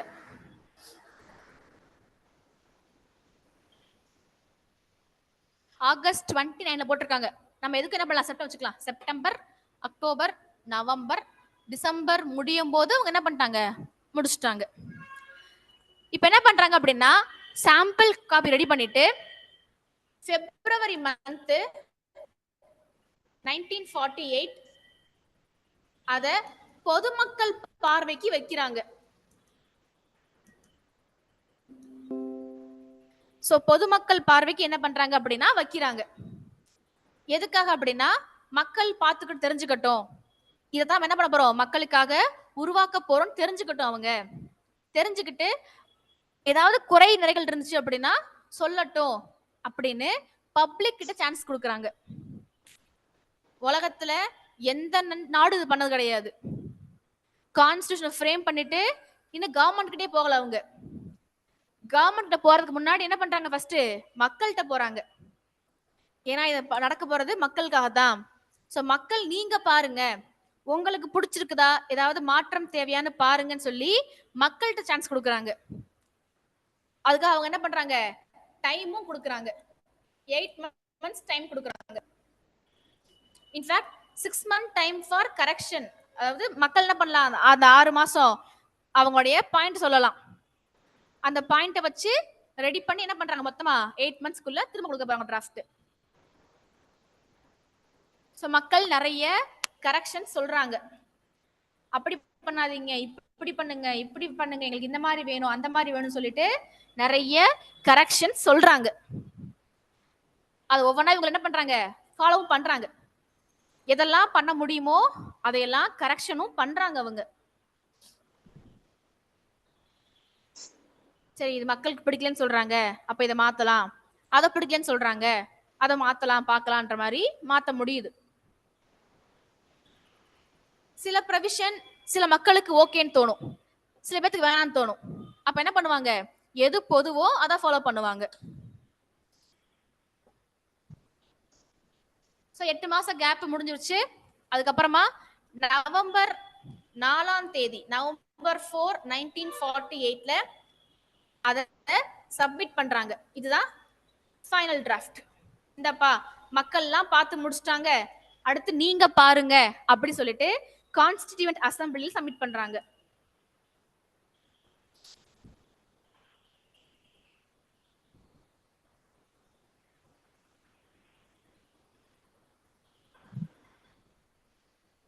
ஸோ இந்த அசெம்பிளியில அதை சப்மிட் பண்றாங்க.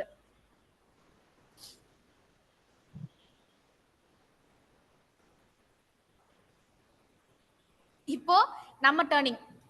நான் சும்மா இருப்பேனா அப்படின்ற மாதிரி என்ன பண்றாங்க, அசெம்பிளி மெம்பர்ஸும் அவங்க பங்குக்கு நிறைய கம்ப்ளைண்ட் சொல்றாங்க. என்னப்பா இது இப்படி இருக்குது, அது என்னப்பா அப்படி இருக்குது, இதை மாத்துங்க அதை மாத்துங்கன்னு சொல்லி அவங்க சொன்ன கரெக்ஷன்ஸ் அதுக்கு மேல போகும். எழுதிக்கங்க, நம்பர் ஆஃப் கரெக்ஷன்ஸ் மொத்தம் 5653. இருங்க, ஐ திங்க் 7000 நினைக்கிறேன். எஸ், 7653. 7653 83 கரெக்ஷன் சொல்றாங்க.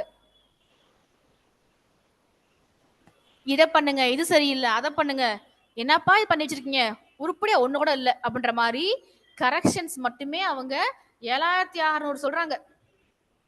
இந்த நம்பர் நீங்க ஞாபகம் வச்சுக்க வேண்டிய அவசியம் கிடையாது, ஞாபகம் வச்சுக்க வேண்டாம், ஜஸ்ட் தெரிஞ்சுக்கங்க போதும்.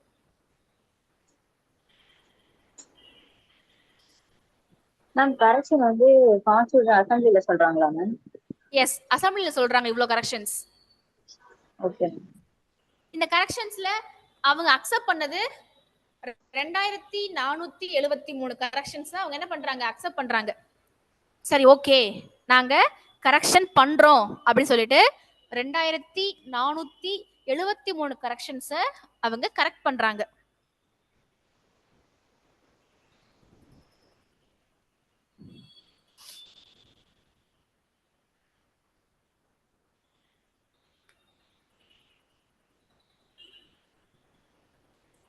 இந்த கரெக்ஷன்லாம் பண்ணி முடிக்கிறதுக்கே வருஷம் ஒன்னாச்சு. ஸோ 1 வருஷம் ஆயிடுச்சு. இவ்வளோ கரெக்ஷனும் பண்ணி முடிச்சு கடைசியா இதான்ப்பா லாஸ்ட் அப்படின்னு சொல்லி சப்மிட் பண்ணது நவம்பர் 14.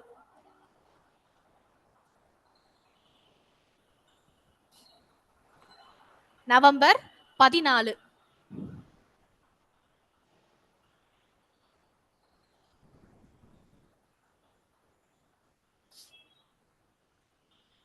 சப்மிட் பண்ணியாச்சு.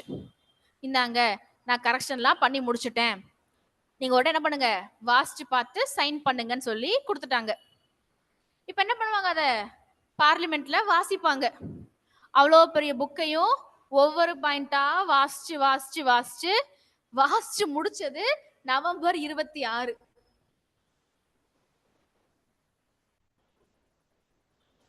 அந்த அன்னைக்கு எல்லாரும் சைன் பண்ணிட்டாங்க. ஓகே, எங்களுக்கு இந்த கான்ஸ்டிடியூஷன் பிடிச்சிருச்சு, நாங்க இதை ஏத்துக்கிறோம் அப்படி சொல்லிட்டு ஏத்துக்கிட்டாங்க. நவம்பர் 26 ரொம்ப ரொம்ப ரொம்ப இம்பார்ட்டன்ட் டே. அரசியல் நிர்ணய சபை நம்ம கான்ஸ்டிடியூஷனை ஏற்றுக்கொண்ட நாள் கேட்பாங்க, நவம்பர் 26. இதுதான் இந்தியாவுடைய கான்ஸ்டிடியூஷனல் டேன்னு சொல்லுவாங்க. கான்ஸ்டிடியூஷனல் டே, தமிழ்ல அரசியல் அமைப்பு தினம்.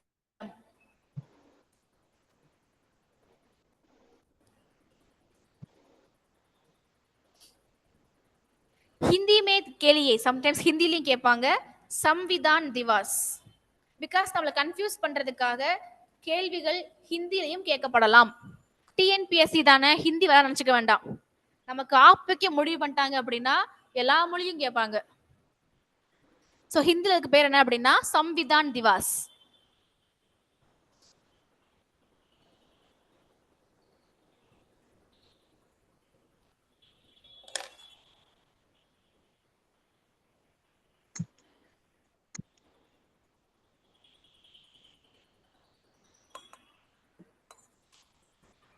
அண்ட் நவம்பர் 26, 1949 இதுதான் நேஷனல் லா டேவும் கூட, தேசிய சட்ட தினம்.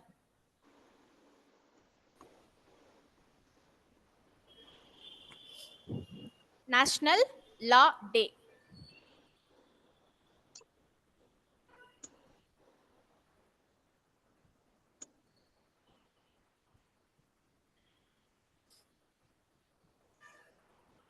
ஒவ்வொரு டைமும் கவர்மெண்ட்ல கொஸ்டின் ஃப்ரேம் பண்ணும்போது இதை விடாம இருக்கிறதே கிடையாது. இந்த டேட்டு ரொம்ப ரொம்ப இம்பார்ட்டன்ட். இது வரைக்கும் பார்த்ததுல ஃபர்ஸ்ட் மீட்டிங் நடந்தது எப்போ,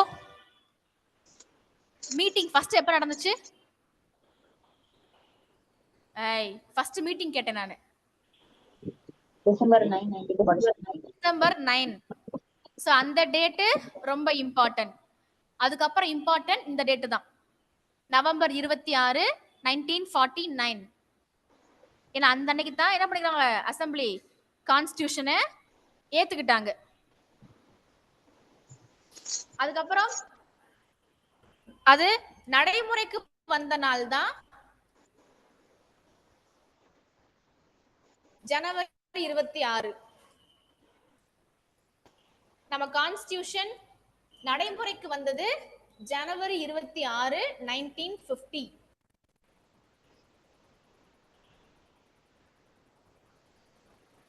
ஏத்துக்கிட்டது நவம்பர் 26, நடைமுறைக்கு வந்தது ஜனவரி 26. அதுதான் இந்தியாவுடைய குடியரசு தினம். S, republic day.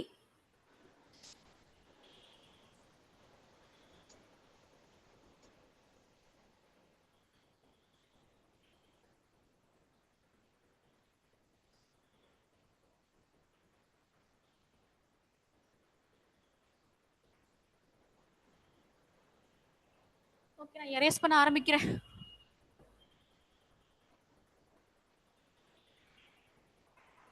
And sometimes நமக்கு எக்ஸாம்ல கேட்பாங்க, நவம்பர் 26 அக்செப்ட் பண்ணிட்டாங்கல்ல, எதுக்காக 2 மாசம் வெயிட் பண்ணி அப்புறமா ரிலீஸ் பண்ணாங்க அப்படின்னு கேட்பாங்க. ஏன் யோசிச்சு பாருங்க, நவம்பர் 26 பண்ணியாச்சு, 2 மாசம் வெயிட் பண்ணி ஜனவரி 26 லான்ச் பண்ணிருக்கணும். ஏதாவது காரணம் இருக்கும் இல்லையா? அது என்ன காரணம் நமக்கு கேட்பாங்க எக்ஸாம்ல. அது என்ன காரணம் அப்படிங்கிறது இப்ப நீங்க தெரிஞ்சுக்க போறது கிடையாது. உங்களுக்கு ஐஎன்எம் கிளாஸ் வரும்போது தெரிஞ்சுக்குவீங்க. ஐஎன்எம் கிளாஸ் வரும்போது, ஓ இந்த டே தானா அது காரணம் அப்படின்னு தெரிஞ்சுக்குவீங்க. அது வரைக்கும் சஸ்பென்ஸாவே போகட்டும்.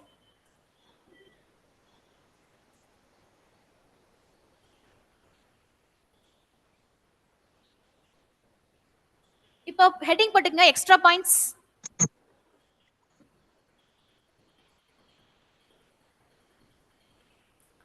நாம ஒரு வழியா உருவாக்கியாச்சு கான்ஸ்டிடியூஷனை. இது தவிர எக்ஸாம்ல வேற என்ன கேட்பாங்க அப்படிங்கிற எக்ஸ்ட்ரா பாயிண்ட்ஸ் எழுதிக்கோங்க.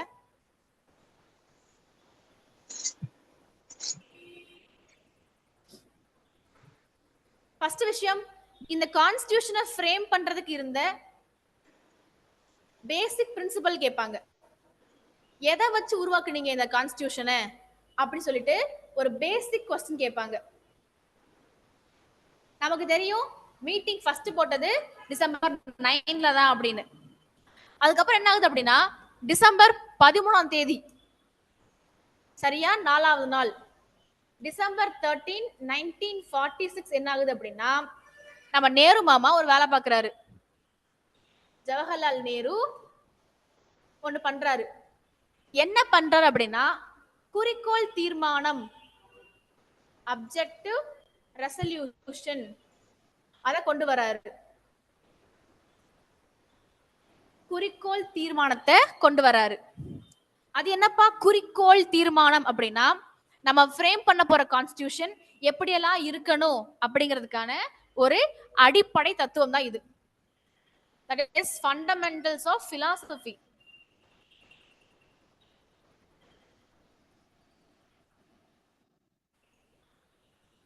ஃபார் எக்ஸாம்பிள், இந்தியாங்கிறது மக்களாட்சியா மன்னராட்சியா?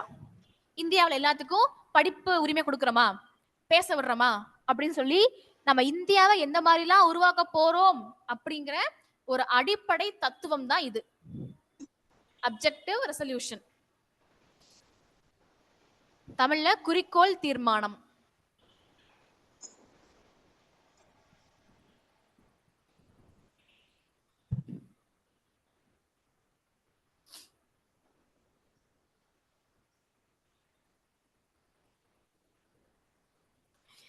சரி, இதை அவங்க ஏத்துக்கிட்டாங்களா அப்படின்னு கேட்டா, நம்ம அசம்பிளி ஏத்துக்கிட்டாங்க. என்னைக்கு அப்படின்னா ஜனவரி 22, 1947 அன்னைக்கு ஏத்துக்கிட்டாங்க. சோ குறிக்கோள் தீர்மானத்தை ஏற்றுக்கொண்டது ஜனவரி 22.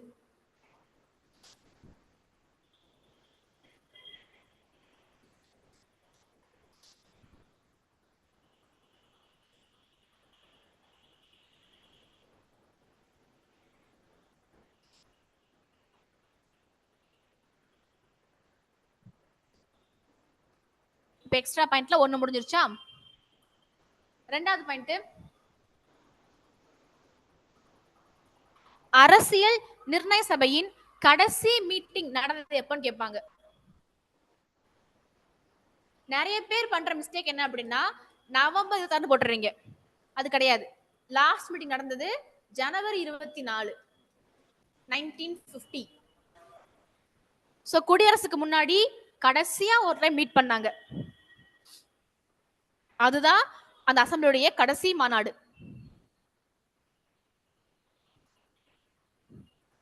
இன்ஃபேக்ட் அபிஷியலா நவம்பர் 26 முடிச்சிட்டாங்க, எல்லா வேலையும் முடிச்சிட்டாங்க. அவங்களுக்கு வேலையே இல்லை அதுக்கப்புறம். ஆனா கடைசியா ஒரு டைம் மீட் பண்ணிக்கலாம்னு சொல்லி அவங்க மீட் பண்ணதுதான் ஜனவரி 24.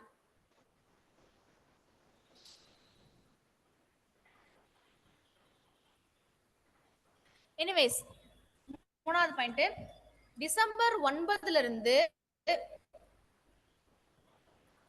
நவம்பர் 26 வரைக்கும் மொத்த மீட்டிங்ஸ் பார்த்துட்டீங்க அப்படின்னா 11 மீட்டிங்ஸ் போட்டிருப்பாங்க. ஸோ டோட்டல் செஷன்ஸ் 11 நடந்திருக்கும். மொத்த கூட்டங்கள் 11.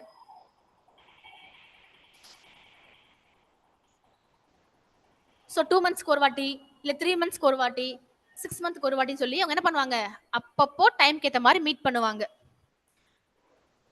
அதுக்கு பேர மீட்டிங்ஸ். ஸோ டிசம்பர் 9 இருந்து நவம்பர் 26 அந்த 3 இயர்ஸ் கேப்ல நடந்த மொத்த செஷன்ஸுமே 11 தான். நெக்ஸ்ட், நம்ம கான்ஸ்டியூண்ட் அசம்பிளி கான்ஸ்டியூஷன் உருவாக்க எடுத்துக்கொண்ட மொத்த காலம் கேட்பாங்க. டோட்டல் டைம் டேக்கன் கேட்பாங்க. அரசியல் நிர்ணய சபை இதை உருவாக்க எடுத்துக்கிட்ட டோட்டல் டைம் பார்த்துட்டீங்க அப்படின்னா இதே தான். டிசம்பர் 9 அப்ப இருந்து இது வரைக்கும் 2 இயர்ஸ் 11 மந்த் 18 டேஸ். ஸோ நீங்க கணக்கு போட்டு பார்த்தா தெரியும். 1946 டிசம்பர் 9 இருந்து 1949 நவம்பர் 26 வரைக்கும் கணக்கு போட்டு பார்த்தீங்க அப்படின்னா அதுக்கான கால அவகாசம் 2 வருஷம் 11 மாசம் 18 நாள்.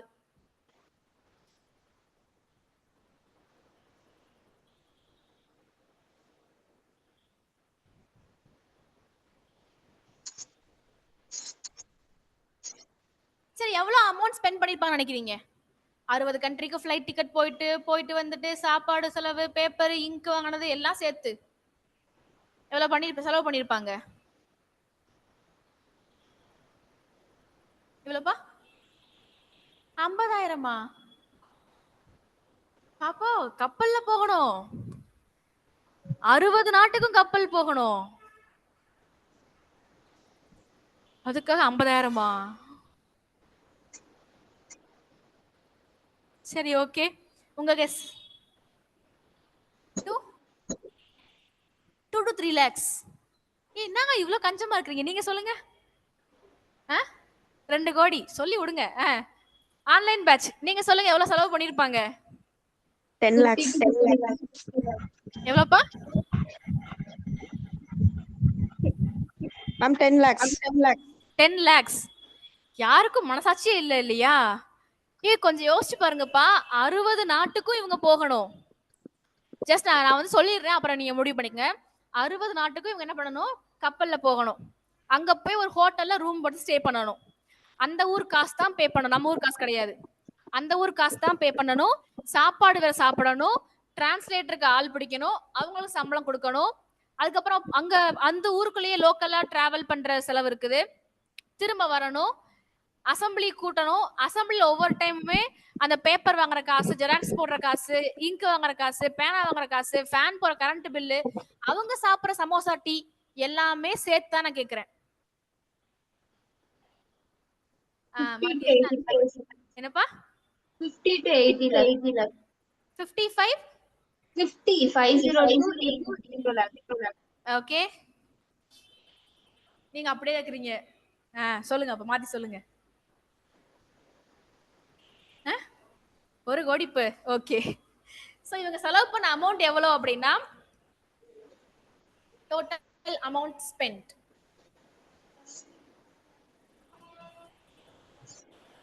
64 லட்சம். சோ 64 lakhs அவங்க மொத்தமா ஸ்பெண்ட் பண்ணிருக்காங்க. இந்நேரம் நம்மள விட்டுருக்கணும். இப்ப இருக்கிறவங்க யாராவது போனாங்க அப்படின்னா 64,000 கோடி கேட்பாங்க இல்லையா? நாங்க அவ்வளவு தூரம் போயிட்டு வந்தோம், அதுவும் அவங்க வந்துட்டு ஷூட் ரூம் தான் ஸ்டே பண்ணுவாங்க. அங்க போனா அப்படியே பயங்கரமான லக்ஸூரியான ஹோட்டல்ல பார்த்து ஸ்டே பண்ணுவாங்க. இங்கெல்லாம் நான் இதுல எழுத மாட்டேன், நான் வந்து அப்படியே கோல்டன் பென் தான் எழுதுவேன் அப்படின்னு சொல்லிட்டு பென் எல்லா செலவும் பண்ணுவாங்க. கேட்டா கவர்மெண்ட் காசு தானே விட்டுருவாங்க. ஆனா அப்ப இருந்தவங்க ஐயோ கவர்மெண்ட் காசு கணக்கு சொல்லணும், கவர்மெண்ட் காசு கணக்கு சொல்லணும் சொல்லி பயந்து பயந்து ரொம்ப பக்குவமா செலவு பண்ணாங்க. அப்ப இருந்த அரசியல்வாதிகள் வேற, இப்ப இருக்கிறவங்க வேற. So sad. Anyways, total amount 64 lakhs. வேற லாஸ்ட் மீட்டிங் சொல்லியாச்சு. நம்பர் ஆஃப் விமன் சொல்லிட்டேன்னா, நம்பர் ஆஃப் விமன் 15ன்னு. ஓகே, லாஸ்ட் டே நடுவாளம் தெரியல சொல்லியாச்சு. ஓகே, அதுக்கப்புறம் இந்தியாவுடைய தேசிய கொடியை இவங்க அக்செப்ட் பண்ணிக்கிறாங்க.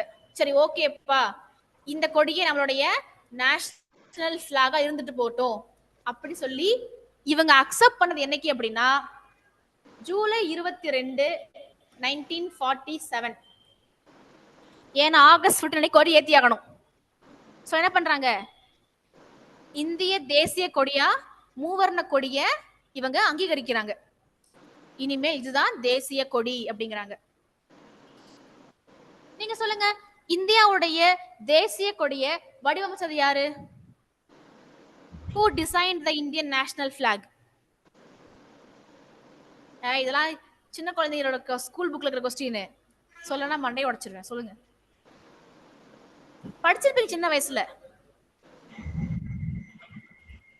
பிங்காலி வெங்கையா. சின்ன வயசுல யாருங்க,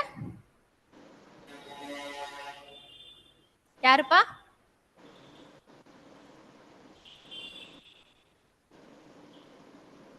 சரிதான் சொல்லுங்க.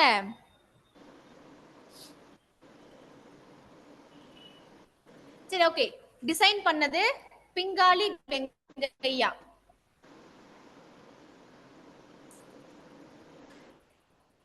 இவர்தான் இந்திய தேசிய கொடியை டிசைன் பண்ணவர், ஆந்திராக்காரரு.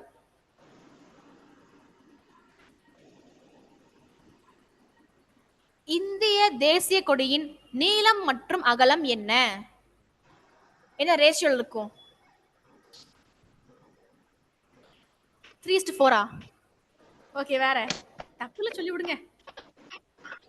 இந்திய தேசிய கொடியின் நீள அகலம் என்னப்பா? 3:2. 3:2, 2:3. ஓகே லிசன்,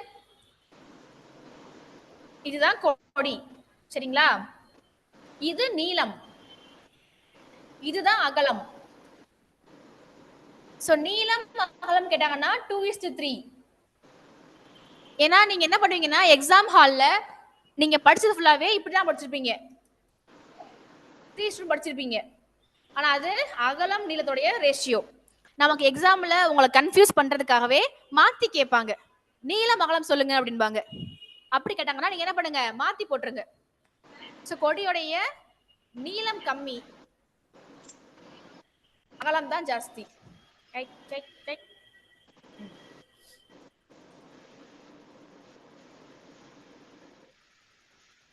டாப் கலர் என்னப்பா? மேல என்ன கலரு? saffron. saffron, ஆரஞ்சு இல்ல காவி. It denotes secularism. No. அந்த ஆரஞ்சு இல்ல காவின்ற கலருக்கான அர்த்தம் என்னப்பா? sacrifice. சோ நம்ம இந்தியாவுக்காக ரத்தம் சிந்தியவர்களுடைய தியாகத்தை கூறதுக்காகத்தான் ரெட் இருக்குது. ஒயிட் பீஸ், எஸ், அமைதிக்கானது. கீழே இருக்கிற கிரீன் அக்ரிகல்ச்சர். வேற அதுதான் பசுமை. இந்தியா வந்துட்டு மோஸ்ட்லி பசுமையா இருக்குது and it depends upon the agriculture தான் green கொடுத்திருக்காங்க. so greeneries. இது என்னப்பா? this சக்கரம் அசோக சக்கரம். எத்தனை ஆரங்கள் இருக்குது? 24 இருக்கும்.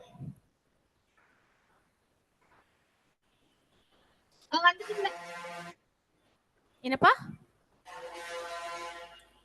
சரி, ஆகஸ்ட் 15ஆம் தேதி, ஆகஸ்ட் 15 1947 இந்தியாவுடைய முதல் சுதந்திர கொடி பறந்துச்சு அன்னைக்கு தான். ஏன்னா அது வரைக்கும் இந்தியா வந்துட்டு ஒரு டிபெண்டன்ட் கண்ட்ரியா இருந்துச்சு. முதலா ஆகஸ்ட் 15 அன்னைக்கு தான் என்ன பண்ணாங்க, கொடி ஏத்துறாங்க. இப்ப கேள்வி என்னன்னா, இந்தியாவுடைய முதல் சுதந்திர கொடி நெய்யப்பட்ட பிளேஸ் எது? எந்த பிளேஸ்ல நெஞ்சாங்களா தமிழ்ல என்னது? நெய்தார்கள். எங்க நெய்தார்கள்? எங்கப்பா? குடியாத்தம் மேம். குடியாத்தம் மேம். வேலூர்ல இருக்கிற குடியாத்தம். வேலூர் குடியாத்தத்துல தான் முதல் முறையா அந்த கொடியை நெஞ்சாங்க. அந்த கொடி இன்னைக்கும் பத்திரமா இருக்குது. சோ இந்தியாவின் முதல் சுதந்திர கொடி நெய்யப்பட்ட இடம் குடியாத்தம். நீங்க எழுதி முடிச்சு நான் அதுக்கு அழைச்சிட்டு இருக்கிறேன் கொஞ்சம் கொஞ்சமா.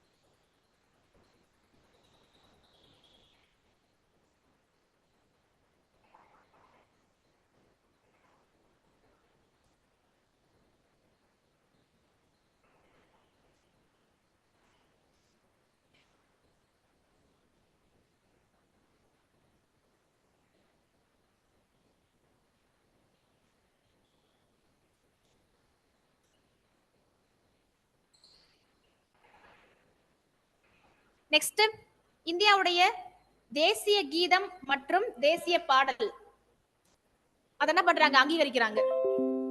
ஓகே, இனிமேல் இதுதான் தேசிய கீதம் அப்படி சொல்லி அங்கீகரிக்கிறாங்க. தேசிய கீதம், தேசிய பாடல் இந்த ரெண்டையுமே அங்கீகரிக்கிறது எப்போ அப்படின்னா ஜனவரி 24 1950.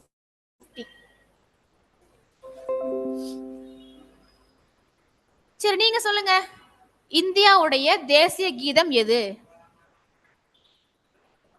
ஜனகணமன. Very good. தேசிய பாடல் எது? National song Vande Mataram. Very good, பரவாயில்ல, படிச்ச பிள்ளைங்க தான். ஜனகணமன இது வந்தே மாதரம். ஆனா கேள்வி அது இல்ல.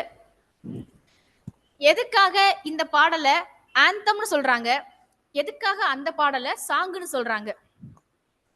அப்ப பொதுவா கீதம்னா என்ன, பாடல்னா என்ன, வித்தியாசம் என்ன ரெண்டுக்கும்? ரெண்டு பாட்டு தானே, நம்ம பாடத்தானே போறோம். ஆனா இதை மட்டும் ஏன் கீதம்னு சொல்றாங்க, அதை ஏன் பாடல்னு சொல்றாங்க?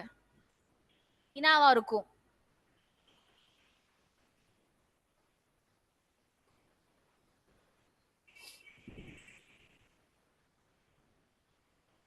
என்ன காரணமா இருக்கும்? தெரியலையா? ஏதாவது தோன்றதாவது சொல்லுங்க. என்ன காரணமா செகண்ட்குள்ள பாட சொல்றாங்கல்ல, அது காரணமா இருக்குங்களா? ஒரு நிமிஷம் இருங்க, என்ன சொன்னீங்க, திரும்ப சொல்லுங்க. அதாவது டைம் பீரியட் கொடுத்து செகண்ட்ஸ்குள்ள முடிக்கணும் அப்படின்னு சொல்றாங்க இல்லைங்களா, பாடி முடிக்கணும். எஸ், அது காரணமா இருக்குங்களா? இருக்கலாம், இருக்கும். சோ என்ன அப்படின்னா, கீதம் அப்படின்றப்போ அதுக்கு ஒரு டைம் லிமிட் இருக்குது, அதுக்குள்ள பாடி முடிச்சாகணும். பத்துக்கு உங்களால ரிதம் மாத்த முடியாது, டியூன் மாத்தக்கூடாது, டெம்போ மாத்தக்கூடாது, எதையுமே மாத்தாம எப்படி இருக்குதோ அப்படியே பாடி முடிச்சிட்டீங்க அப்படின்னா அது கீதம். இல்லப்பா, நான் ஃபர்ஸ்ட் லைன் செகண்ட் லைனா பாடுவேன், செகண்ட் லைன் ஃபர்ஸ்ட் லைனா போட்டு பாடுவேன், டெம்போவை மாத்தி ரிதம் மாத்துவேன், டியூனை மாத்துவேன், எல்லாம் மாத்துவேன், சும்மா நான் பாடுவேன் அப்படின்னா அது பாடல். ஓகேங்களா? சோ ஆந்தம் அப்படின்னா அதுக்கு டைம் லிமிட் இருக்குது, அதுக்குள்ள பாடி முடிக்கணும். சோ இந்தியாவுடைய ஆந்தத்துக்கு டைம் லிமிட் 52 செகண்ட்ஸ். ஒவ்வொரு கண்ட்ரிக்கும் அவங்க லென்த்தை பொறுத்து டைம் மாறிட்டே இருக்கும். சோ இந்தியாவில் இதுக்கான டைம் லிமிட் 52 செகண்ட், அதுக்குள்ள பாடி முடிக்கணும். டெம்போவையும் மாத்தாம ரிதம் மாத்தாம அதுக்குள்ள பாடி முடிக்கணும். இன்ஃபேக்ட் நீங்க வேணா ட்ரை பண்ணி பாருங்க, டெய்லி காலைல எழுந்திரிச்சு நின்னுட்டு இந்த பாட்டை பாடி பாருங்க. உங்களுடைய இது பேர் என்னது, மூச்சு பயிற்சி பண்ண மாதிரி ஈக்குவலா இருக்கும், நல்லா இருக்கும். ஏன்னா எல்லா சரணமும் உள்ள மிங்கிளாகி வந்து வந்து போயிருக்கும் போது அதுவே ஒரு எக்ஸசைஸ் மாதிரி பாகும் உங்களுக்கு. ஆனா பாடும்போது நின்னுதான் பாடணும். ஓகே, எழுதியவர் யாருப்பா? ரவீந்திரநாத் தாகூர்.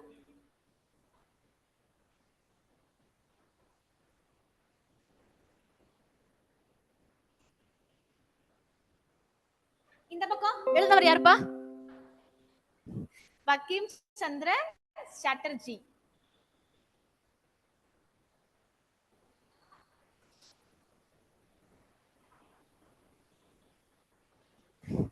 யாராவது இவர் இந்த பாடல பாடி கேட்டிருக்கீங்களா? நம்ம தேசிய கீதத்தை இவர் பாடி கேட்டிருக்கீங்களா? கேட்டது இல்லையா? சரி, ஒன்றும் பிரச்சனை இல்லை. இன்னைக்கு நைட்டு வீட்டுக்கு போயிட்டு யூடியூப்ல போட்டு கேளுங்க. நேஷனல் ஆந்தம் சிங் பை தாக்கூர்னு போடுங்க. நம்ம தலைவர் வேற லெவல்ல பாடியிருப்பாரு. உண்மையாவே வாவ், பாட்டுனா இதாயா பாட்டு, இப்படி தாயா பாடணும் அப்படின்னு நீங்களே மெய் மறந்து போயிருவீங்க. ரிப்பீட் மோட்ல போட்டு போட்டு கேட்பீங்க. அந்த அளவுக்கு சூப்பரா பாடியிருப்பாரு. சரிங்களா? மறக்காம போய் கேட்டு பாருங்க. சரி, நேஷனல் சாங் இதை எழுதினவர் சாட்டர்ஜி. ஃபர்ஸ்ட் பாடினவர் யாரு? ஃபர்ஸ்ட் பாடினது யாரு? கவலைப்படாதீங்க, அதுவும் இவர் தான். ஒரு பாட்டையும் விடுறது இல்ல, எல்லா பாட்டையும் வரிஞ்சு கட்டி பாடுறது இவர் தான். சோ தேசிய பாடலையும் ஃபர்ஸ்ட் பாடினது இவர் தான், ரவீந்திரநாத் தாகூர். எனக்கு என்ன பண்ணுங்க, யாராவது அந்த பாட்டை கேட்டுட்டு ரிவ்யூ கொடுங்க. இப்படியும் ஒரு மனுஷனால பாட முடியுமா அப்படிங்கிற மாதிரிதான் இருக்கும். மறக்காம அவங்க பாடுற பாட்டை கேட்டுட்டு கீழே கமெண்ட்டையும் படிச்சு பாருங்க. சரிங்களா? அதுதான் ரொம்ப முக்கியம். ஒவ்வொருத்தரும் ஆஹா இது வல்லவா பாடல், கவிஞர்களுக்கே உண்டான தனி கர்வத்தோட பாடுறீங்க, செம்ம, நான்லாம் மெய் மறந்து போயிட்டேன், அப்படி இப்படின்னு கமெண்ட்லாம் பயங்கரமா வந்திருக்கும். ஸோ அதையும் நீங்க படிச்சு பாருங்க, எல்லாம் ஜாலியா இருக்கும்.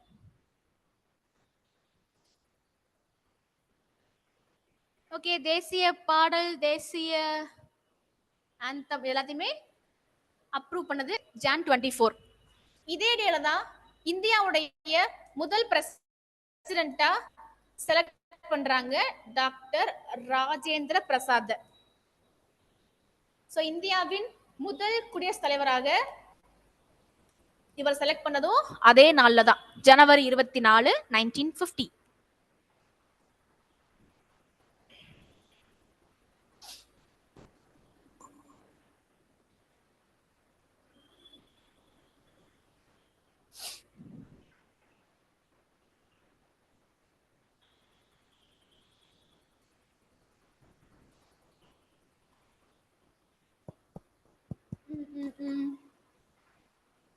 சரி, இந்தியாவுடைய தேசிய விலங்கு என்ன?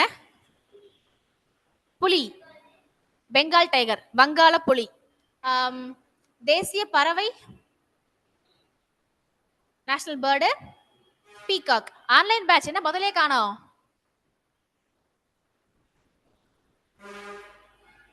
Online batch yes ma'am. இருக்கீங்க? சரி, ஓகே. இந்தியாவுடைய தேசிய மலர் என்ன? ஃப்ளவர், தாமரையா? ஷியோரா தாமரை தானா? உண்மையாவே தாமரையா? ஆமா ma'am. Yes ma'am. Yes ma'am. என்னப்பா?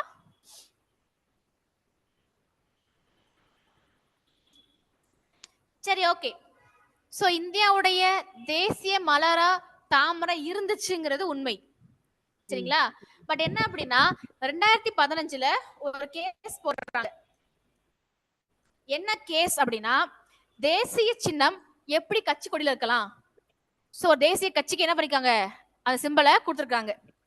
அப்ப என்ன பண்ணிட்டாங்க அப்படின்னா, ஒண்ணு தேசிய மலரை மாத்து, இல்ல கட்சி கொடியை மாத்து கேஸ் போட்டாங்க. சோ என்ன பண்ணாங்கன்னா, நம்ம கவர்மெண்ட் விசாரிச்சுட்டு இருக்காங்க. தேசிய கொடிய தேசிய சிம்பலை நம்ம என்ன பண்ணிக்கிறோம், ஒரு கட்சிக்கு கொடுத்துருக்குறோமே, இது சரியா வருமா வராதான்னு சொல்லி என்ன பண்ணிக்கிறாங்க, கேஸ் போய்கிட்டு இருக்குது. கேஸ் முடிஞ்சு வர்ற வரைக்கும் நம்ம கவர்மெண்டோட அபிஷியல் பேஜ்ல 2015 அப்புறமா நேஷனல் ஃப்ளவர் அப்படி கேட்டகரிய அப்டேட் பண்ணவே இல்லை. ஸோ இப்போதைக்கு கேட்டாங்க அப்படின்னா இட்ஸ் ஆன் ஹோல்டு. இப்போதைக்கு இந்தியாவில் தேசிய மலர்கள் அப்படிங்கிற அங்கீகாரம் எதுக்குமே கொடுக்கப்படலை. ஏன்னா ஒவ்வொரு வருஷமுமே கவர்மெண்ட் ஆஃப் இந்தியாவோட வெப் போர்ட்டல் என்ன பண்ணுவாங்க, மாத்திட்டே வருவாங்க.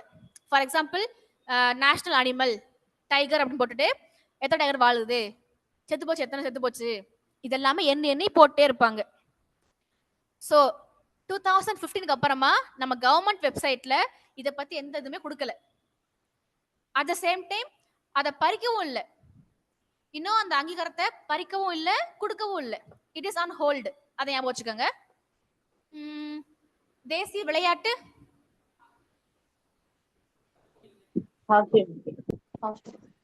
நீங்க ஆன்லைன். மத்தவங்க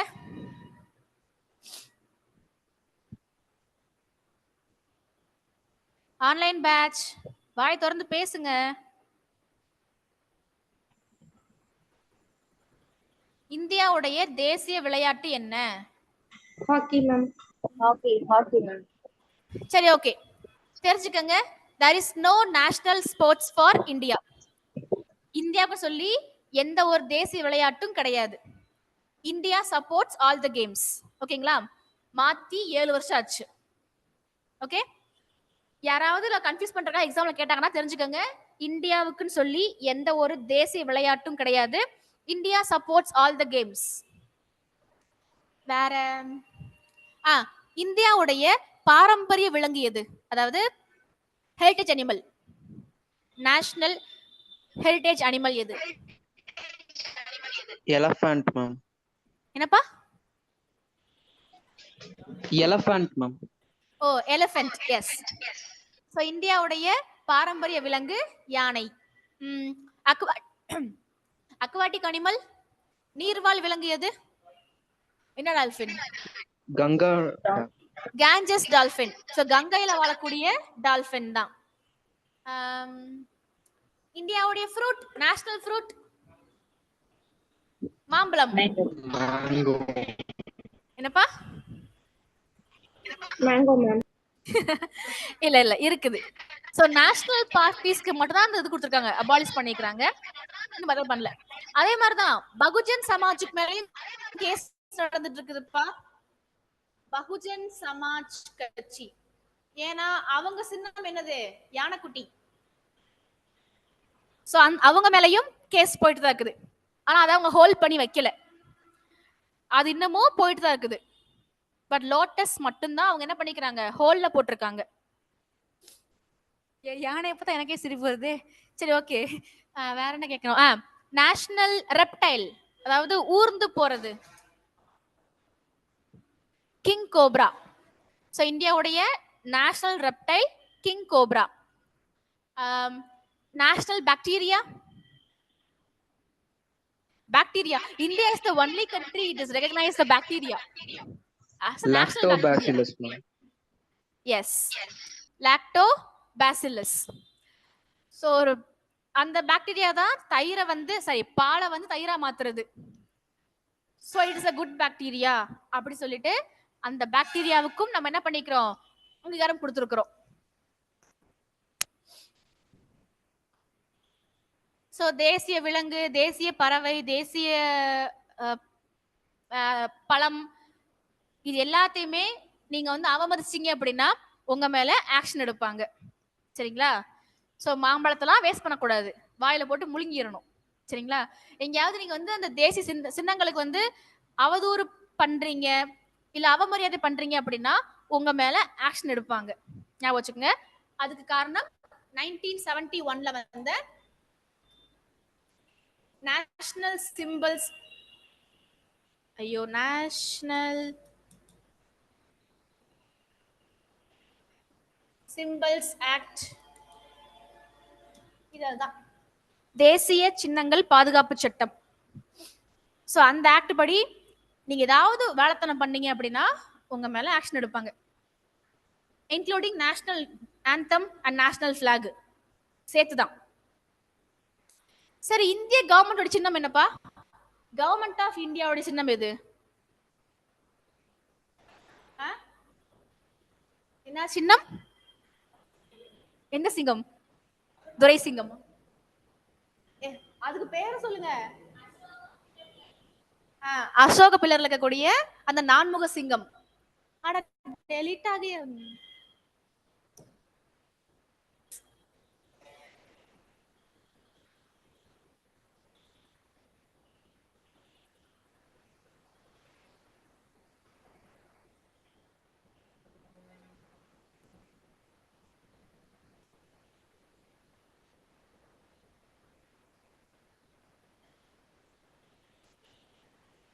சரி, ஓகே, இது நகர மாட்டேங்குது, அப்படி விட்டு ஓடிடலாம்.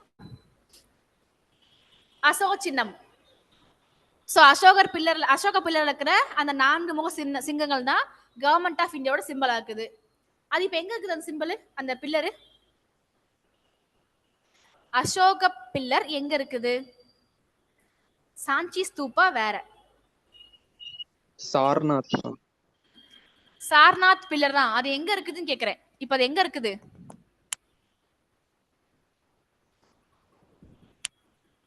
இப்போ அது எங்க இருக்குது? மத்திய பிரதேசமா? எங்கப்பா? டெல்லியில. ஓகே, டெல்லியில இருக்குது. Okay, very good. சோ இப்போ அது இருக்கிற பிளேஸ் டெல்லி தான். ஆனா இனிஷியல் பாத்துட்டீங்க அப்படின்னா வாரணாசி சாரநாத்ல வச்சது உத்தரப்பிரதேஷ்ல தான்.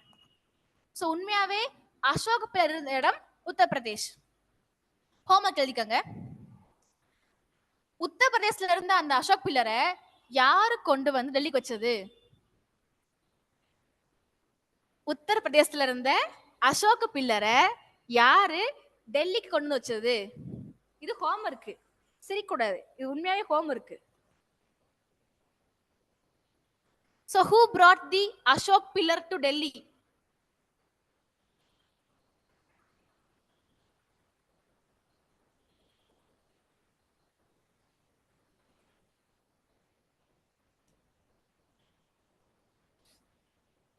In fact, historyல இது important question.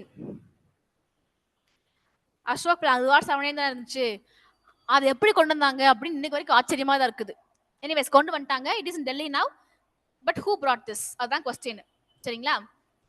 அதுக்கப்புறம் நம்ம கான்ஸ்டிடியூஷனை உருவாக்கிட்டாங்க இல்லையா? லாஸ்டா நவம்பர் 26ஆம் தேதி இன்னைக்கு என்ன பண்ணிருப்பாங்க? எல்லாருமே சைன் பண்ணிருப்பாங்க. சோ நவம்பர் 26 எல்லாருமே சைன் பண்ணனா மட்டும்தான் அது நடைமுறைக்கே வந்துச்சு. சைன் பண்ணவங்க மொத்தம் 284 மெம்பர்ஸ். சோ நம்ம ஒரிஜினல் கான்ஸ்டிடியூஷன் அந்த பேப்பர்ல சைன் பண்ணவங்க மொத்தம் 284 பேர். உங்களுக்கான ஹோம்ஒர்க் என்ன அப்படின்னா, அந்த 284 மெம்பர்ல தமிழ்ல சைன் பண்ணவர் யாரு? சோ கையெழுத்த தமிழ்ல போட்டவர் யாரு? அதுதான் கேள்வி. ராஜாஜியா? நோ. இது ஹோம்ஒர்க், வீட்ல போய் பண்ணுங்க, பிரச்சனை கிடையாது. அண்ட் லிசன், உங்களுக்கு அடுத்த வாரம் தான் கிளாஸ் இருக்கும். சோ 7 நாள் டைம் இருக்குது. பொறுமையா உட்காந்து ஹோம்ஒர்க் பண்ணலாம். ஐயோ இவ்வளோவா அப்படின்னா எப்படி முடிக்கிறது நம்ம ப்ரொபோஷனை? This is just 100 days plan. September 28க்குள்ள நம்ம என்ன பண்ண சிலபஸை முடிச்சுதான் ஆகணும். சோ நம்ம கான்ஸ்டிடியூஷன்ல தமிழ்ல கையெழுத்து போட்ட ஒரே ஆள் யாருன்னு பார்த்துட்டு வாங்க. எனிவேஸ் நம்ம கான்ஸ்டிடியூஷன் மொத்தம் எழுதப்பட்டது 2 மொழியில் எழுதியிருப்பாங்க.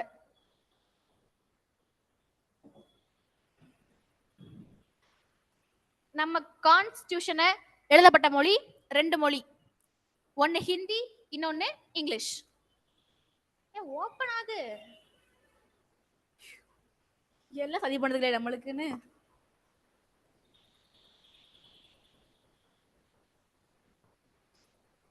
PDF 3 ஓப்பன் ஆகுது, PDF 2 ஓப்பன் ஆக மாட்டேங்குது. So original version of constitution made by 2 languages. ஒன்னு இங்கிலீஷ், இன்னொன்னு ஹிந்தி. இதுல ஹிந்தில எழுதுனது யாரு அப்படின்னு கேட்பாங்க. பிரேம் பிஹாரி நரைன் ரைசதா. பிரேம் பிஹாரி நரைன் ரைசதா.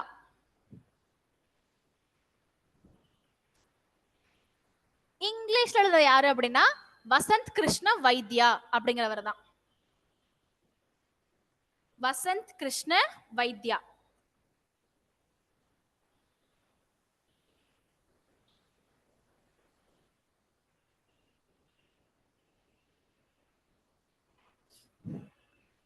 இந்த ரெண்டு பேருமே கேலிகிராஃபர்ஸ். அப்படின்னா ஸ்டடி ஆஃப் லெட்டர்ஸ் சொல்லுவாங்க. சோ எழுத்துக்களை பத்தி படிக்கிற ஒரு பிரிவு தான் அது. சோ இந்த மாதிரி பாத்துட்டீங்கன்னா ஒவ்வொரு ஃபாண்ட் மாதிரி அப்படியே எழுதுவாங்க. இப்ப கான்ஸ்டிடியூஷன் அப்படின்னா அப்படியே அந்த புக்ல இருக்க மாதிரி எழுதுவாங்க அவங்க.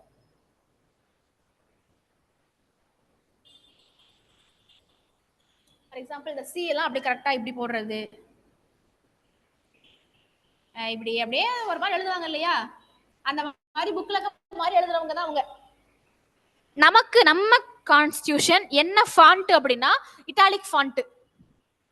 அதாவது சாட்சா சொல்லுவாங்க இல்லையா இட்டாலிக்ல, இப்படி கான்ஸ்டிடியூஷன் அப்படின்னு அப்படி சாட்சி எழுதுறது. எனிவே ஒட்டுமொத்த கான்ஸ்டிடியூஷனையும் இந்த ரெண்டு பேரும் கையில எழுதி முடிச்சிட்டாங்க. பொறுமையா உட்காந்து ஒவ்வொரு பேஜா அப்படியே அந்த இங்கு தொட்டு தொட்டு கையில எழுதி முடிச்சிட்டாங்க. அவங்க எழுதின அந்த ஒரிஜினல் காப்பீஸ் இன்னும் பத்திரமா பார்லிமெண்ட்ல இருக்குது. அது தெரியலப்பா, அது ஒரு நிறைய பெரிய புக் ஆச்சு அது. சோ அவங்க எழுதின அந்த ஒரிஜினல் காப்பி இன்னமும் பத்திரமா பார்லிமெண்ட்ல இருக்குது. இப்ப என்னன்னா நான் நோட் புக்ஸ் இருக்குது, நாம படிச்ச ஸ்கூல் புக்ஸோ நோட் புக்ஸோ இப்ப வரைக்கும் இல்ல. என்ன பண்ணியாச்சு, துருப்பிடிச்சு போயிரும், இல்ல வந்து ஒரு மாதிரி பேப்பர்லாம் பழசாயிடும். இந்த பாருங்க என்னோட புக்கெல்லாம் அழகா இருக்குது. அதுவும் இந்த கார்னர்ஸ்லாம் பாத்துட்டீங்கன்னா அப்படியே மடங்கி மடங்கி போயிடும் டேஸ் ஆக ஆக. ஸோ கார்னர்ஸ் மடங்கி போயிடும், பேப்பர் கலர் என்ன ஆக ஆரம்பிச்சிடும், துருப்பிடிக்க ஆரம்பிச்சிடும். அப்படி ஒரு மாதிரி ரஸ்டிங் ஃபார்ம் ஆகி ஒரு மாதிரி உடைய ஆரம்பிச்சிடும் பேப்பர். ஆனா இங்க இத்தனை வருஷம் ஆகியும் நம்மளுடைய அந்த ஒரிஜினல் பேப்பர் இன்னமும் ஃப்ரெஷ்ஷா அப்படியே இருக்குது. அது காரணம் என்ன அப்படின்னா அதை வச்சிருக்க பாக்ஸ் பாத்துட்டீங்கன்னா ஹீலியம் கேஸை உள்ள அடைச்சு நம்ம என்ன பண்ணிக்கிறோம், ஒரு கிளாஸ் பாக்ஸ்ல வச்சிருக்கிறோம். அதனாலதான் அது இன்னமும் பத்திரமா இருக்குது. சோ ஹீலியம் வாயுக்குள்ள அடைக்கப்பட்ட கண்ணாடி பெட்டிக்குள்ள பத்திரமா வச்சு பாத்துக்கிறோம். அதனாலதான் அது இத்தனை வருஷம் ஆகியும் அப்படியே ஃப்ரெஷ்ஷா இருக்குது. அதை வெளியே எடுக்கவே மாட்டோம் நம்ம. இன்னும் 1000 வருஷத்துக்கும் அது அங்க அப்படியே தான் இருக்க போகுது. நாம வெளியே எடுத்து பார்க்க போறதே கிடையாது. பிகாஸ் நம்ம கிட்ட இனஃப் நம்பர் ஆஃப் காப்பீஸ் இருக்குது. ஸோ அந்த காப்பியை நமக்கு போதும்னு விட்டாச்சு. அதே மாதிரி நம்ம கான்ஸ்டிடியூஷன்ல ஒவ்வொரு பேஜ்லயுமே டெக்கரேஷன் பண்ணிருப்பாங்க. Each and every page decorated. அதுவும் என்ன தீமோ அதுக்கு ஏத்த மாதிரி வெளியில படம் வரைஞ்சிருப்பாங்க. ஸோ அந்த மாதிரி டெக்கரேஷன் பண்ணது யாரு அப்படின்னா நந்தலால் போஸ், இவர் தான். ஸோ நம்ம கான்ஸ்டிடியூஷனுக்கு டெக்கரேஷன் தமிழ் அலங்காரமா, அலங்காரம் பண்றதா? ஓகே, ஒவ்வொரு பக்கத்துக்கும் அந்த ஒப்பனை வடிவம் கொடுத்தது நந்தலால் போஸ். இந்த நந்தலால் போஸ் யாரு அப்படின்னா Shanti Niketan school of arts கேள்விப்பட்டிருக்கீங்களா? Shanti Niketan school of arts in fact இந்தியாவில் ஃபர்ஸ்ட் ஆரம்பிக்கப்பட்ட கலைகளுக்கான ஒரு காலேஜ் தான் அது. அங்க இருந்த மாஸ்டர் தான் இவர் நந்தலால் போஸ். சாந்தி நிகேதன் அங்க வந்துட்டு அகாடமிக்ஸ் காட்டிலும் ஆர்ட்ஸ்க்கு நல்லா இது கொடுப்பாங்க. ஸோ இந்த காலேஜ்ல சீட் கிடைக்கிறதே பெரிய விஷயம். சாந்தி நிகேதன்ல படிச்சாங்க அப்படின்னா பயங்கரமான ஒரு பேரு. இப்ப வரைக்குமே அந்த பேர் இருக்குது. ஓ சாந்தி நிகேதனா, ஐயோ அவங்க டான்ஸ் ஸ்கூல் வந்திருக்குதா, அப்ப டான்ஸ்ல முடிஞ்சு போச்சு. சாந்தி நிகேதன் ஸ்கூல் டான்ஸ்ல வந்திருக்காங்க அப்படின்னா வேற ஸ்கூல்ஸ் கலந்துக்கவே மாட்டாங்க. அந்த அளவுக்கு வந்துட்டு ஒரு இமேஜ் இருக்கு அவங்க கிட்ட. அவங்க இருக்கிறாங்களா அப்ப அவங்க தான் ஃபர்ஸ்ட் பிளேஸ், அவங்க வந்துட்டாங்களா அப்ப அவங்க தான் ஃபர்ஸ்ட் பிளேஸ் அப்படின்னே முடிவாயிடுச்சு. சொல்லாம அப்படியே பேசிக்குவோம் எல்லாருமே. அந்த அளவுக்கு வந்து ஒரு பயங்கரமான ஆர்ட் ஃபார்ம்ல இருக்கக்கூடிய ஒருவங்க. ஸோ இப்படித்தான் நம்ம கான்ஸ்டியூஷனை ஃப்ரேம் பண்ணணும். ஓகேங்களா? ஸோ ஃபர்ஸ்ட் டாபிக் முடிஞ்சிருச்சு. டவுட் இருக்கா ஏதாவது?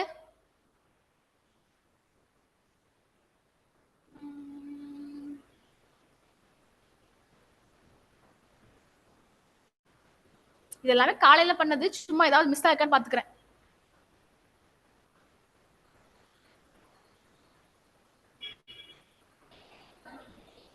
என்னப்பா இந்த பாயிண்ட்டுங்களா? மே 1949 தான் பாத்துட்டீங்கன்னா இந்தியா ஃபர்ஸ்ட் காமன்வெல்த்ல ரெஜிஸ்டர் பண்ணாங்க.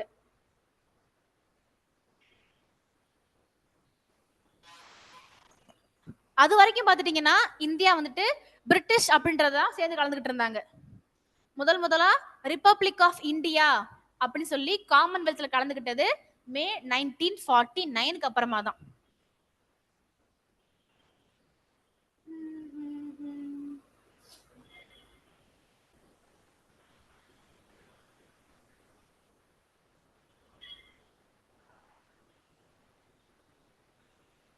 அவ்வளவுதான்.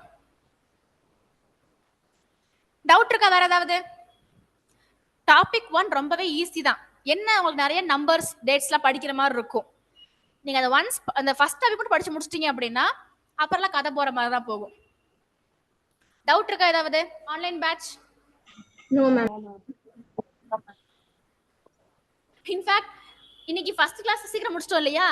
நெக்ஸ்ட் கிளாஸ்லாம் பாருங்க 9 மணி ஆகும் முடிக்கிறதுக்கு. பிகாஸ் செகண்ட் டாபிக்கு கொஞ்சம் லென்த்தா போகும். அண்ட் ஞாபகம் வச்சுக்கோங்க, இந்த ஃபர்ஸ்ட் கிளாஸ் மட்டும்தான் உங்களுக்கு நான் போர்டு எழுதுற மாதிரி இருக்கும். செகண்ட் கிளாஸ் ரொம்ப லென்த்தா போகும் அப்படிங்கிறதுக்காக நான் என்ன பண்ணிடுவேன்னா பிபிடியை போட்டு ஓட்டி விட்டுருவோம். அன்னைக்கு ஈவினிங்கே உங்க குரூப்ல பிபிடி ஷேர் பண்ணிடுவோம். நீங்க என்ன பண்ணுங்க, வீட்டுக்கு போய் எழுதுனா மட்டும் போதும். சரிங்களா? ஏன்னா கிளாஸ் டைம்ல அது ரொம்ப பெரிய டாபிக் அப்படிங்கிறதுனால உங்களுக்கு ஈவினிங் பேட்ச் முடிக்க முடியாது 2 ஹவர்ஸ்க்குள்ள. ஸோ நெக்ஸ்ட் கிளாஸ் வரும்போது பிபிடி ஓடும், நீங்க கவனிச்சா மட்டும் போதும், வீட்டுக்கு போயிட்டு எழுதிக்கலாம். சரிங்களா? அதே மாதிரி யாராவது ஹோம்ஒர்க் பண்ணாம வந்திருந்தீங்க அப்படின்னா உங்களை கிளாஸ் வச்சுக்க மாட்டோம். ஸோ நீங்க வந்து அட்லீஸ்ட் ட்ரை பண்ணிக்கிறீங்க, உங்களுக்கு மறந்து போச்சுன்னா பிரச்சனையே கிடையாது. மேம் நான் ட்ரை பண்ணேன் பட் எனக்கு மறக்குதுன்னா பிரச்சனை கிடையாது. ஆனா நான் ட்ரையே பண்ணல சும்மா தான் வந்திருக்கிறேன் அப்படின்னா you will not be permitted to attend the classes. டெஃபினட்டா உங்களை அப்படியே தூக்கி விட்டுருவேன். நான்லாம் உங்களை வெளியே அனுப்பிச்சு விட்டுருவேன் ஆஃப்லைன். சரிங்களா? Okay, thank you everyone. Next class வரும்போது எல்லாம் படிச்சுட்டு வந்துருங்க. நீங்க கிளம்பிக்கலாம். Thank you ma'am. ஓகேப்பா. Thank you ma'am. Thank you ma'am. Thank you.